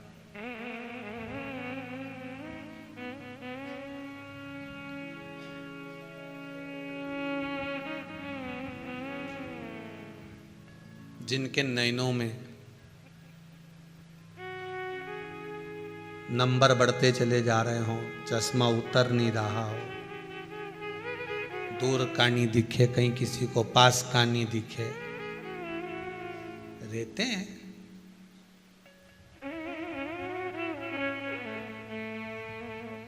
उसके लिए भी है शरद पूर्णिमा के दिन तुलसी की जो डंडी होती है,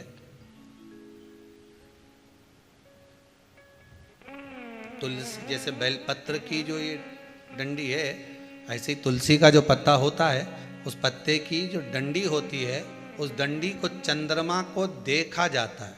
उस डंडी की जो कोर होती है, उस कोर को दृष्टि से मिलाया जाता है। शरद पूर्णिमा की रात्रि ठीक 12 बजे आप चंद्रमा की, जैसे चंद्रमा का भाग, उस चंद्रमा के भाग को आप उस डंडी के भाग से निहारने का प्रयास करिए। महाराज घर में आई है, घी का दिया लगाई है, उस घी के दीप को लगाने के बाद पूर्णिमा के दिन उस पर एक प्लेट थोड़ी तिरछी कर रख दो, जिससे उसकी कालोच, काई की, उस दीप की, घी के दीप की कालोच उस प्लेट पर आ जाए।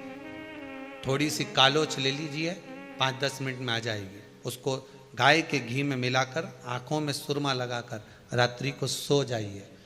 3 दिन बाद आप महसूस करेंगे कि नेत्र की ज्योति बढ़ना प्रारंभ हो रही है। नेत्र की। अब इस प्रयोग को करने में कोई धन लगा तुम्हारा? अरे बोलो तो सही। कन्हैया कह रहे हैं मां, एक कातिका नगरी थी, बड़ी सुंदर नगरी थी। उस कातिका नगरी में चंद्रहास नाम का राजा निवास करता था।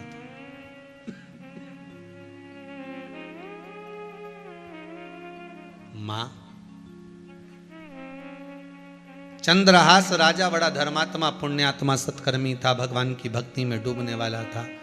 यहां पर एक ब्राह्मण और एक ब्राह्मणी भी रहते थे। ब्राह्मण का नाम धनेश्वर था। भगवान कृष्ण कह रहे हैं मां, वो धनेश्वर ब्राह्मण की धर्म पत्नी बड़ी ज्ञानवान, बड़ी विद्वान थी। इनके यहां कोई कमी नहीं थी, कोई कमी नहीं। बहुत ध्यान दीजिएगा महाराज, जितनी भी पुराण उठाकर देखोगे, जितने भी शास्त्र उठाकर देखोगे, हर कथा में जब कथा शुरू होती है तो उसमें लिखा आता है एक गरीब ब्राह्मण था। बोलो सही है कि गलत है? पर पूर्णिमा की कथा उठाकर देखोगे तो उसमें लिखा है धनेश्वर नाम का ब्राह्मण बड़ा धनपति था।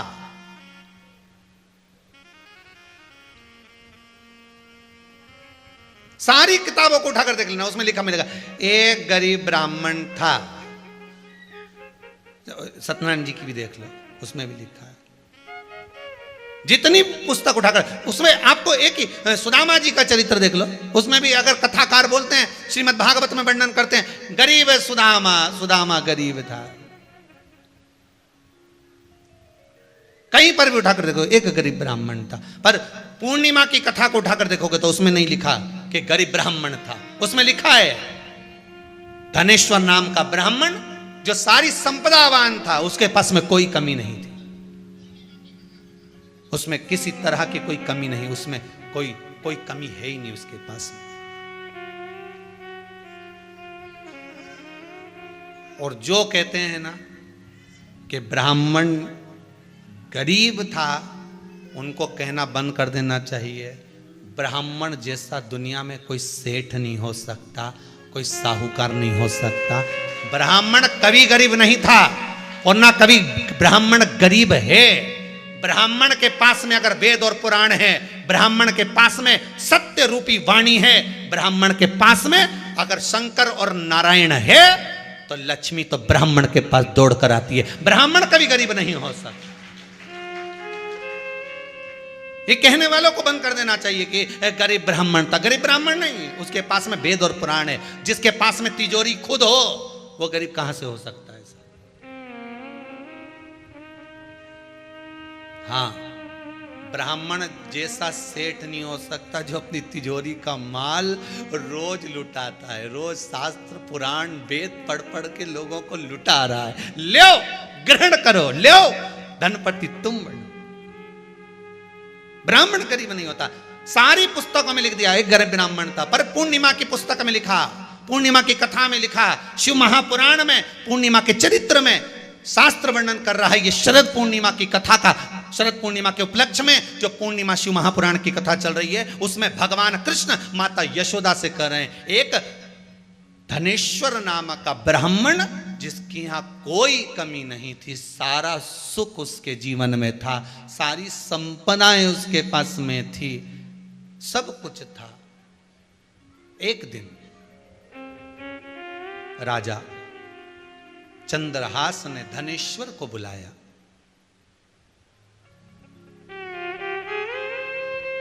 राजा चंद्रहास ने धनेश्वर को बुलाया और धनेश्वर को बुलाकर राजा चंद्रहास ने कहा, तुम्हारे यहां बहुत संपदा सुख सब कुछ है, इसके बाद भी आपकी धर्म पत्नी और आपका चेहरा उतरा हुआ रहता है, कारण क्या है?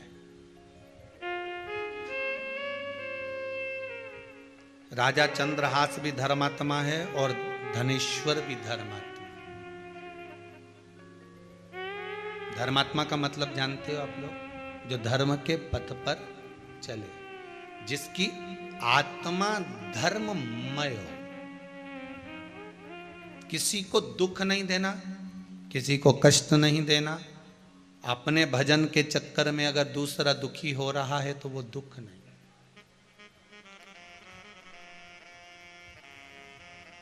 अपने चक्कर में किसी को कष्ट नहीं होना चाहिए।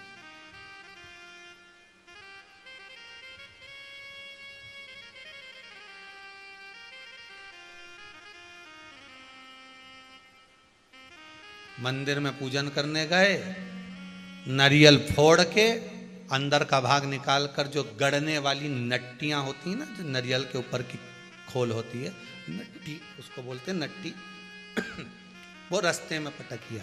अब जो दर्शन करने जा रहा है उसके पाँव में चुभ रही कि नहीं चुभ रही? अरे बोलो तो, चुभ रही है ना। अब लोग आपको धर्मात्मा कह सकते हैं कि ये बहुत धर्मात्मा है, बड़ी पुण्यात्मा है, पर शास्त्र आपको पुण्यात्मा नहीं कह सकता, आपको धर्मात्मा नहीं कह सकता। क्यों नहीं कह सकता? क्योंकि आपका स्वार्थ पूर्ण हो गया और आपका स्वार्थ पूर्ण होकर आप दूसरे को कष्ट देने के लिए वो वहीं पटक कर चले गए। शिव महापुराण में आपको पहले भी कथा में कहा, आज फिर कहते हैं, जब जब शंकर के मंदिर में जाना, जब जब शिव के मंदिर में जाना, तो कहीं झाड़ू पड़ी हो तो उठाकर लगा देना, जल हो तो उससे साफ कर देना, भगवान का श्रृंगार करना, पत्ती तोड़कर उससे ही श्रृंगार कर देना, भले बेलपत्र ना मिले, शंकर का अनुमोदन करना। आज शिव महापुराण के माध्यम से कम जितने भी शंकर के मंदिर हैं, सारे शिव मंदिर में इतना कीचड़ जमा होता था, जो जाता था पानी ढोल कर आता था, लात रख कर कीचड़ कर कर आता था। आज कम से कम पूरे भारत के, पूरे विश्व के शंकर के मंदिर में शंकर की कथा सुन सुनकर लोग जागरूक होकर शिव मंदिर को साफ तो रखे हैं। पूरा शिव मंदिर आज के समय में एकदम क्लीन मिलता है। लोग जान गए कि शंकर के मंदिर में दिया लगाने का क्या फल है, शंकर को बेलपत्र चढ़ाने का क्या फल है, शंकर के मंदिर में बुआरी काटने का, झाड़ू लगाने का, पोछा लगाने का, शिव को, उस मंदिर को क्लीन करने का क्या फल। समझ गए। अब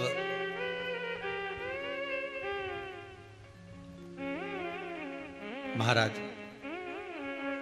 नयन जल था, धनेश्वर को बुलाया राजा चंद्रहास।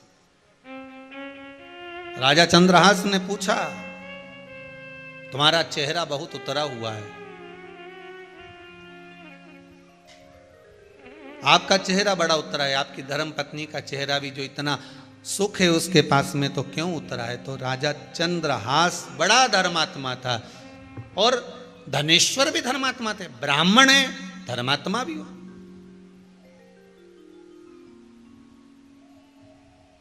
बड़े धर्मात्मा थे। क्या बात है, आपका चेहरा उतरा हुआ है।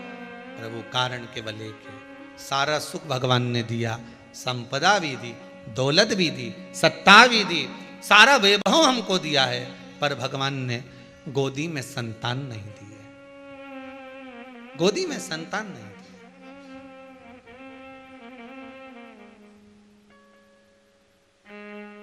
बड़ा विचित्र समय। शिव महापुराण में पहले भी कहा था, जब दांत होते हैं तब चने नहीं होते, जब चने होते हैं तब दांत नहीं होते। भगवान जब सारे सुख दे देता है तो शरीर को ऐसा बना देता है कि वो सुख का भोग ही नहीं कर पाता।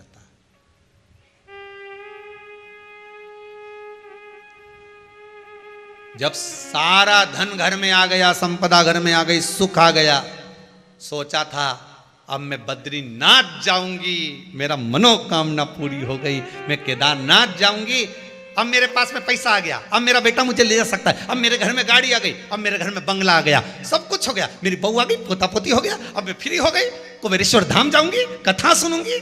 मालूम पड़े बाथरूम से निकल के आ रही थी, पांव फिसली गया, टपकी गई, 2-4 थी शरीर में ने टूटी गई। अब भगवान तूने सारा सुख दिया, अब ये दुख क्यों दे दिया।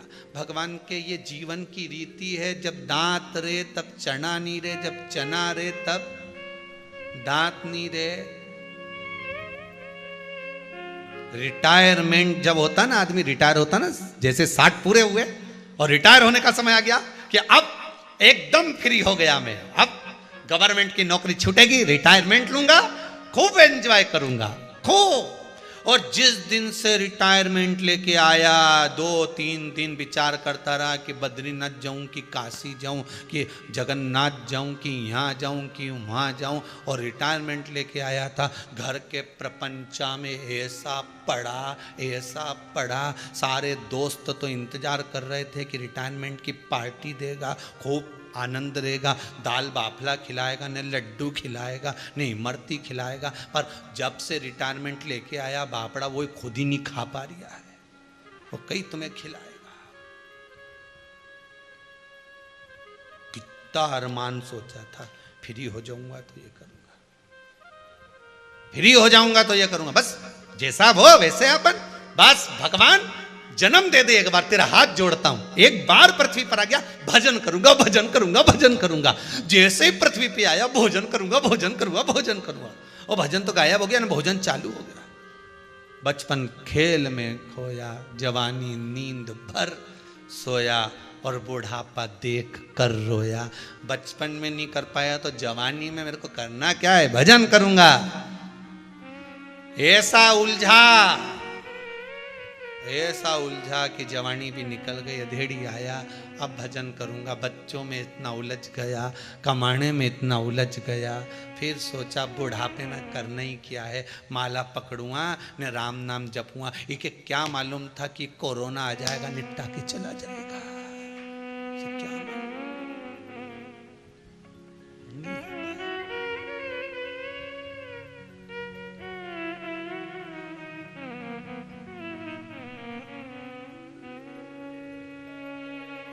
किसको मालूम? इसलिए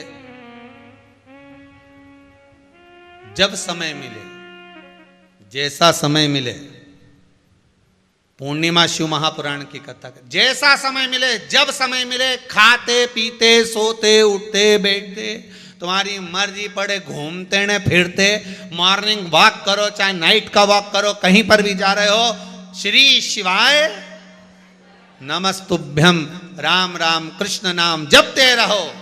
क्या भरोसा, आज है कल नहीं। एक बात पहले भी कही, आज फिर कहते हैं,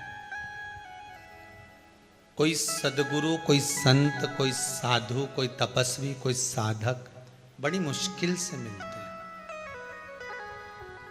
अगर कहीं का असली संत जीवन में मिल जाए तो महाराज वो जीवन को संवार देता है।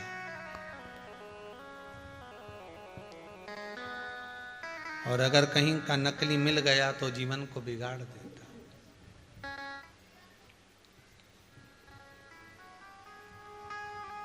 असली संत मिले जीवन में, कोई रामकृष्ण परमहंस जैसा, कोई संत तुकाराम जी जैसा, कोई नामदेव जी, कोई मीरा जैसा, कोई रविदास जी जैसा,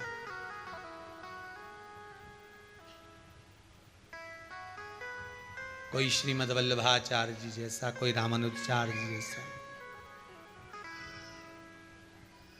कोई संत साधु ऐसा मिल जाए जो हमको जगा दे।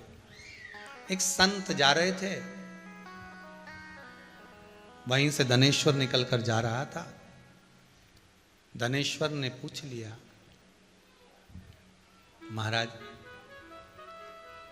8 दिन से मैं आपको देख रहा हूं, आप हमारी नगरी में से भिक्षा मांगते हो,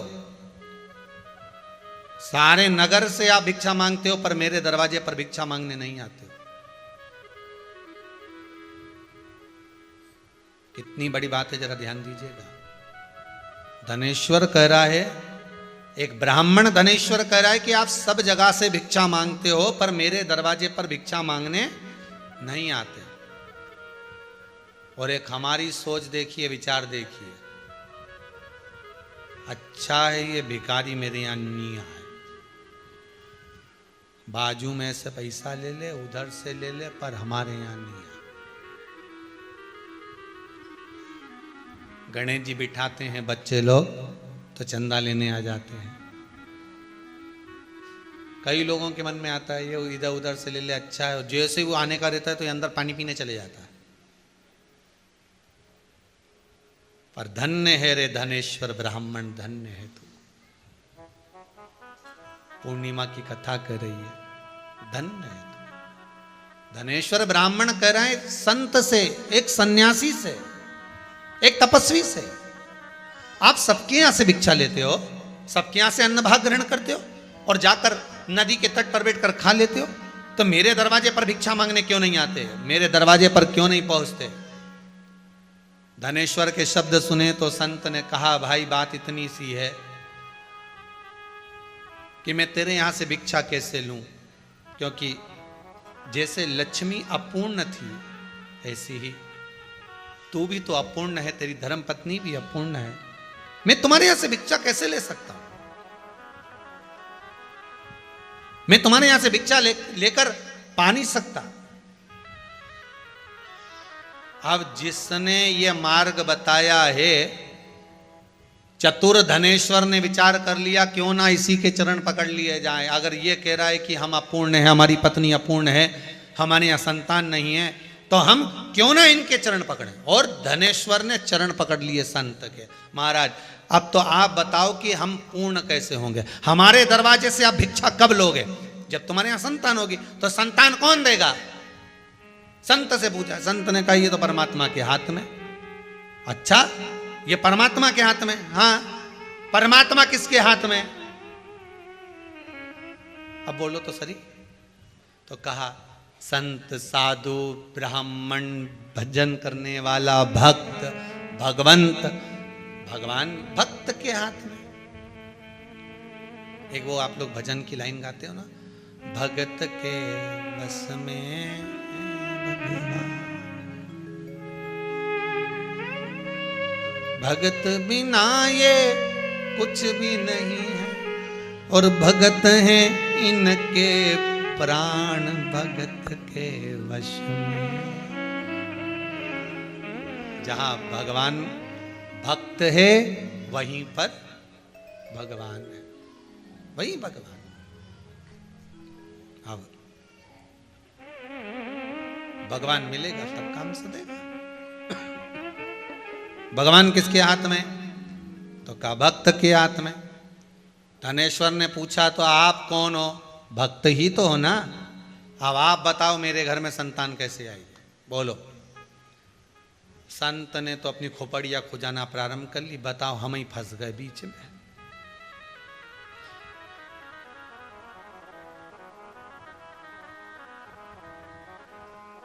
जो अक्ल देता है ना, मंदिर में ऐसी आ गए, हाँ कपूर नहीं लाए, भूल गए। कपूर तो होना जरूरी है। अच्छा, काय से आए हो? पैदल। अब जिसने कहा पैदल उसी ने पूछ लिया तुम काय से आए हो? मोटरसाइकिल से। ये पकड़ो 10 रुपए, कपूर लेके आ। अब उसी ने अकल दी थी, कपूर नीला है, और लेने भी कौन जा रहा है? वही। इसने कह दिया हम तो पैदल आए। अब वो 10 रुपए का कपूर लेने का 50 रुपए खर्च करे, सीहोर तक गया, कुबेरेश्वर धाम से 10 किलोमीटर दूर। अब इतना डीजल पेट्रोल जल गया। अब आते से ही वो बोला, मन में सोच लिया हनुमान जी के मंदिर में जो भी आएगा कभी नहीं बताऊंगा कि तुम ये चीज नहीं लाए, तुम तो जुलान चढ़ा जाओ।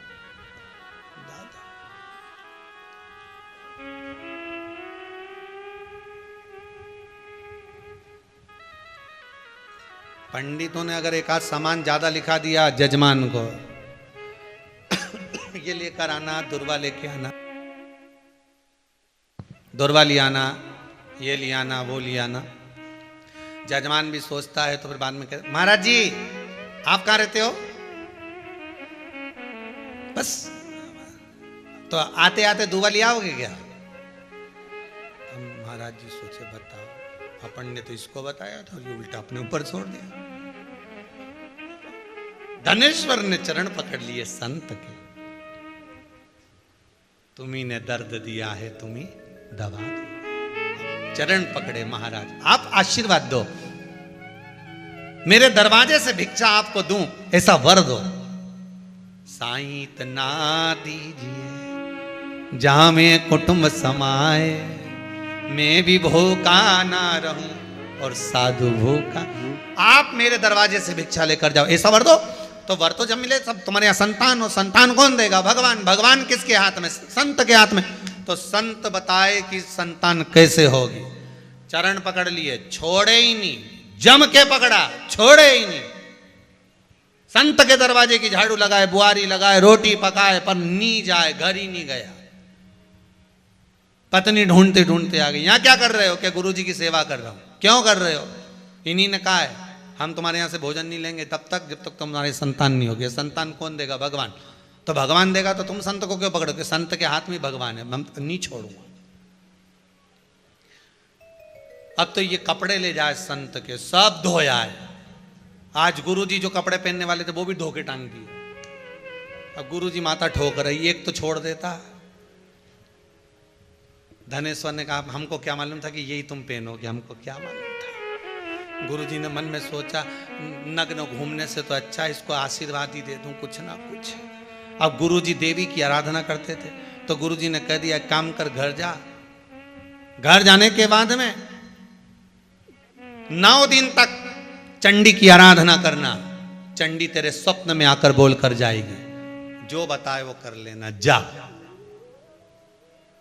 और धनेश्वर ने कहा गया और चंडी नहीं आई तो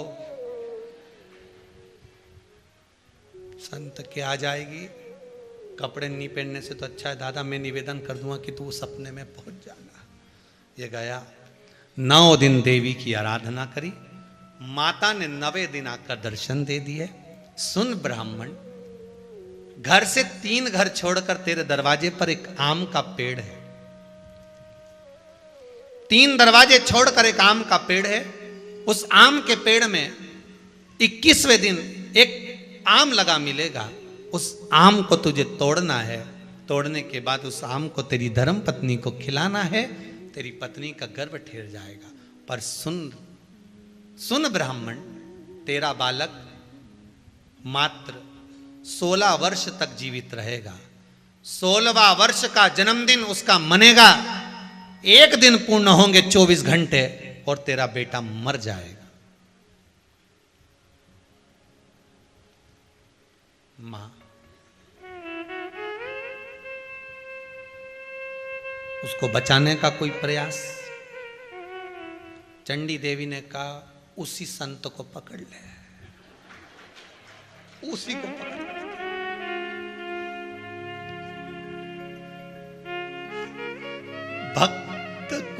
भक्त भगवान का रास्ता दिखाता है और भगवान भक्त का रास्ता दिखाता है। भगवान ऊपर से आके कभी नहीं बोलेगा कि तुझे दुख ज्यादा है ना तो तू वहां चली जा। भगवान कभी आकर नहीं बोलेगा। भगवान किसी भक्त के माध्यम से कवर करवा देगा। इतना तकलीफ में, इतना दुख में है तो एक बार कुबेरेश्वर धाम जाके दोग लगाने में कहीं जाता। एक बार जा तो सही, एक बार महाकाल चली जा, विश्वनाथ चली जा। कभी भगवान नहीं आएगा, पर भक्त के माध्यम से खिलवा देगा कि एक बार शिव महापुराण की कथा सुन ले, धारण कर ले, शिव मिल जाएगा। जब शंकर मिल जाएगा तो शंकर करेंगे कहां भटक रहा है, वापिस सतगुरु के चरणों में चले जा। क्यों भटक रहा है? अब ये गया, 21वें दिन इसके फल भी मिल गया। अब वो फल लगा ऊपर, कोई ऐसे ही फल मिल जाएगा? अब आम के पेड़ पे 4-5 बार चढ़ा गिरा, चढ़ा गिरा, पर वो फल हाथ में नहीं। बहुत प्रयास किया।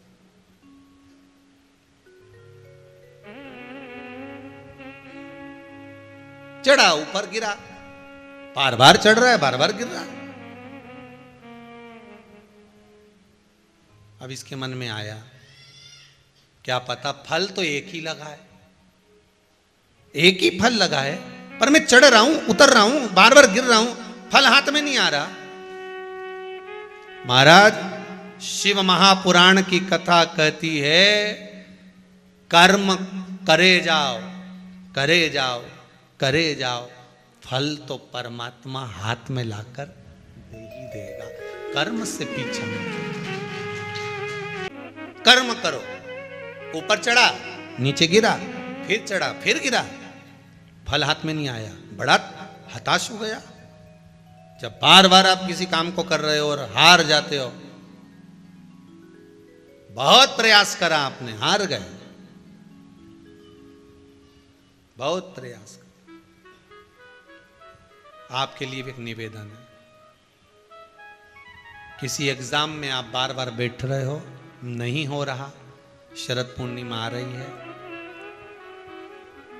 मात्र 7 चावल के दाने लीजिए,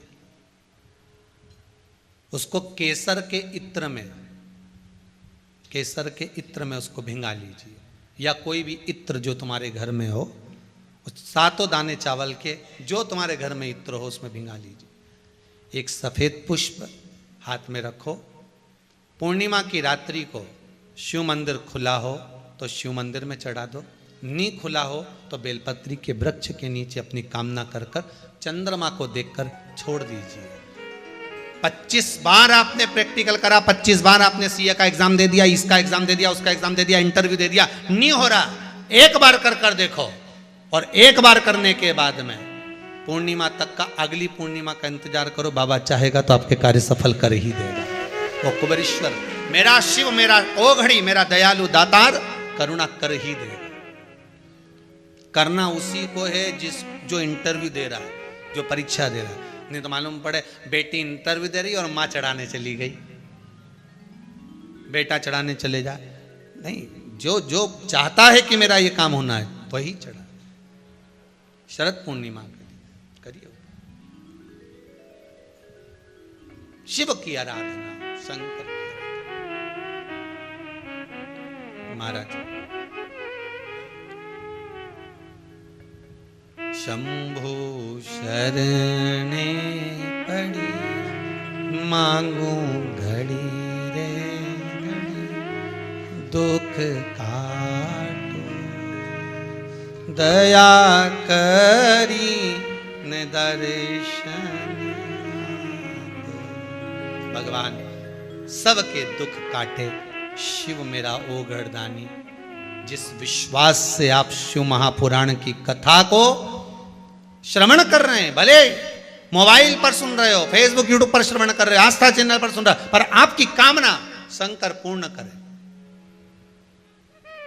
और जो जो कामना लेकर बैठे हो, मैं तो भगवान से विनय करूंगा, हे भगवान शरद पूर्णिमा की यह कथा अवस्थी परिवार भोपाल और गुप्ता परिवार छत्तीसगढ़ के द्वारा जो संपूर्ण विश्व श्रवण कर रहा है, बाबा ऐसी कृपा करना, ऐसा वैभव जितने श्रोता हैं इनको भी इतना धन देना कि आने वाले समय में अगली शरद पूर्णिमा की कथा ये भी कराएं। ऐसी कृपा इन पर कर, खूब दे, तू देते रहे और ये सत्कर्म करते रहे। जैसे अवस्थी परिवार गुप्ता परिवार भाव लेकर कथा करा रहा, ऐसा ही आप भी करा। बाबा ऐसी करुणा ऐसी कृपा करे। शंभो शरणे पड़ी मांगू घड़ी रे घड़ी, दुख काटो दया करी ने दर्शन आपो। बाबा सारे दुख काट दे, सारे दुख। महाराज धनेश्वर चढ़ रहा है, गिर रहा है, दुनिया है। एक बार अगर पास नहीं हुए तो ये जरूरी है कि हताश होकर बैठ जाओगे। एक बार आगे बढ़े हो सकता है नहीं हुआ होगा, हारना मत। हारिए ना हिम्मत, बिसारिए ना आराम, करे जाओ अपना काम। कर्म करते रहो, करते रहो, और बाबा से विनय भी करते रहो।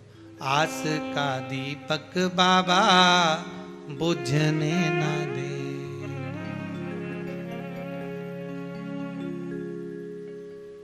अपने चरण से मुझे दूर न करे। हे बाबा, ये मन में जो आस का दीपक लगाए हुए हैं, विश्वास का जो दीप लगा हुआ है, इसको टूटने मत देना, इसको बुझने नहीं देना। हे बाबा करुणा सागर करुणा कर, ये बुझे, मेरा विश्वास डिगे। फिर चढ़ा, फिर उतरे, फिर चढ़े, फिर उतरे, हारे नहीं। धनेश्वर हारा नहीं है, धनेश्वर हारा नहीं। अब करूं क्या? संत को ढूंढने गया, फल लगा है पेड़ पर, फल लगा है। ढूंढने गए संत को कि संत मिल जाएं और उनसे पूछो कि माताजी आशीर्वाद तो देकर चली गई और कहा कि 21वें दिन ये पेड़ पर आम लगा होगा, फल लगा होगा, उस फल को तोड़ना है और अपनी धर्म पत्नी को खिलाना है। तो ये तो समझ में आ रहा है, पर करें क्या? अब वो फल कैसे प्राप्त होगा, ये कल की कथा में श्रवण करेंगे। धनेश्वर को वो फल कैसे मिलेगा, ये कल की कथा में श्रवण करेंगे। भगवान शिव महापुराण की कथा के अंतर्गत भगवान ब्रह्मा को जो अर्धनारीश्वर स्वरूप का दर्शन भगवान शंकर ने दिया है, उस दर्शन का, झांकी का दर्शन अपन यहाँ कर रहे हैं। अर्धनारीश्वर भगवान पधार रहे हैं, उनका दर्शन करेंगे। आज की कथा को यहाँ विराम की ओर लेंगे। शरद पूर्णिमा के दिन सुंदर आनंद के साथ अमृत खीर महोत्सव मनाएंगे। भाव भक्ति से खीर का प्रसाद यहाँ चलेगा। भाव भक्ति से जो लोग सहयोग दे रहे हैं उनको लिए बहुत बहुत साधुवाद, धन्यवाद। सुंदर भगवान की झांकी का दर्शन कर कर पूजन कर कर आरती का क्रम प्रारंभ करेंगे। कुछ सूचनाएं आशीष जी दे रहे हैं। कल की कथा में फिर पुनः धनेश्वर को आम की प्राप्ति, उस फल की प्राप्ति कैसे होती है, उस कथा को आगे बढ़ाएंगे। हर हर महादेव। जय जय श्री राधे। सभी भक्तों को हर हर महादेव, सदा जय श्री कृष्णा। 7 दिवसीय सुंदर चरित्र महापुराण की अलौकिक दिव्य कथा हम सभी पूज्य गुरुदेव के सानिध्य में श्रवण कर रहे हैं। दूसरे दिवस की कथा हम सभी ने श्रवण करी और एक मार्गदर्शन हम सभी को प्रतिदिन पूज्य गुरुदेव के सानिध्य में कथा के माध्यम से प्राप्त होता है। निश्चित ही हम सभी को मार्गदर्शन मिले, क्योंकि गुरुदेव की कृपा और गुरुजन की कृपा से ही हम सेवा सत्कर्म में जोड़ सकते हैं, भगवान के प्रति हमारी रुचि बढ़ सकती है। इसलिए निरंतर कथाओं के माध्यम से आप सभी जुड़ें। और यूट्यूब बहुत सुंदर पत्र निधि जी शर्मा यहाँ बैठी हुई हैं, पीतमपुर से आई हुई हैं। निधि जी शर्मा, उन्होंने पत्र भेजा है, गुरुजी 2 साल से हम बहुत बड़ी परेशानी से जुड़े हुए थे, बहुत घिरे हुए थे। निधि जी शर्मा कहाँ बैठी हुई हैं? पीतमपुर से आई हुई हैं। उन्होंने पत्र भेजा है, 8 महीने से निरंतर कथा श्रवण कर रहे हैं शिव महापुराण की, और बाबा की ऐसी कृपा हो गई कि जो 2 साल से परेशानियां थी वो सब समाप्त हो गई और बाबा ने मेरे हाथ पकड़ लिया। उसके लिए धन्यवाद देने के लिए आई हैं निधि जी शर्मा, प्रीतमपुर से आई हैं। बहुत बहुत साधुवाद। बाबा की कृपा आप सभी पर बनी रहे। जिस भाव से आप कथा सुन रहे हैं, भले टीवी के माध्यम से सुन रहे हैं, पर बाबा आपकी मनोकामना पूर्ण करे। हर हर महादेव। यूट्यूब फेसबुक के माध्यम से जो भक्त कथा श्रवण कर रहे हैं वे कथा की लिंक अधिक से अधिक शेयर करें, लाइक करें, और पंडित प्रदीप जी मिश्रा के नाम से चैनल को सब्सक्राइब करना ना भूलें, जिससे प्रतिदिन की कथा एवं सुंदर वीडियो आप सभी को बड़े ही आसानी से प्राप्त हो सके। एक बात और कहना चाहेंगे आप सभी को, ध्यान दीजिएगा। जो उपाय आपको कथा के माध्यम से बताए जाते हैं, जो हमारी वाणी में है या यहाँ से बताए हुए हों या हम उस उपाय में दिख रहे हों बोलते हुए, उन्हीं उपाय को आप स्वीकार करना। YouTube पर आजकल सर्च कर रहे हैं तो फोटो हमारा लगा देते हैं और उपाय हर कोई सा बना बना कर भेजे जा रहे हैं। यदि आप उनके उपाय को करते हैं और आपको लाभ नहीं होता तो आप हमें दोष ना दीजिएगा, क्योंकि हम जो उपाय बताते हैं मन से नहीं, शिव पुराण के सारी पुराणों में से बताते हैं। अब लोग फोटो हमारा लगा दिए YouTube में और उपाय खुद के मुख से बता रहे हैं। आप YouTube पर निकालेंगे तो आपको लगता है कि गुरुजी के उपाय हैं, वो कर लेते हो और आपको उसका फल नहीं मिलता। बाद में आप कहते हो कि हमने उपाय कर लिया। इसलिए निवेदन है, जिसमें हम बोलते हुए दिखें या नजर आए कि हम इस व्यासपीठ से कहीं बैठ कर चलते फिरते नहीं, व्यासपीठ पर बैठे हुए कुछ बता रहे हैं, तो आप उस उपाय को अवश्य करिएगा। पर फोटो दिख रहा है और बोल कोई रहा है, बता कोई रहा है, उपाय कोई बता रहा है, तो ऐसे उपाय का कोई महत्व नहीं महाराज। हर हर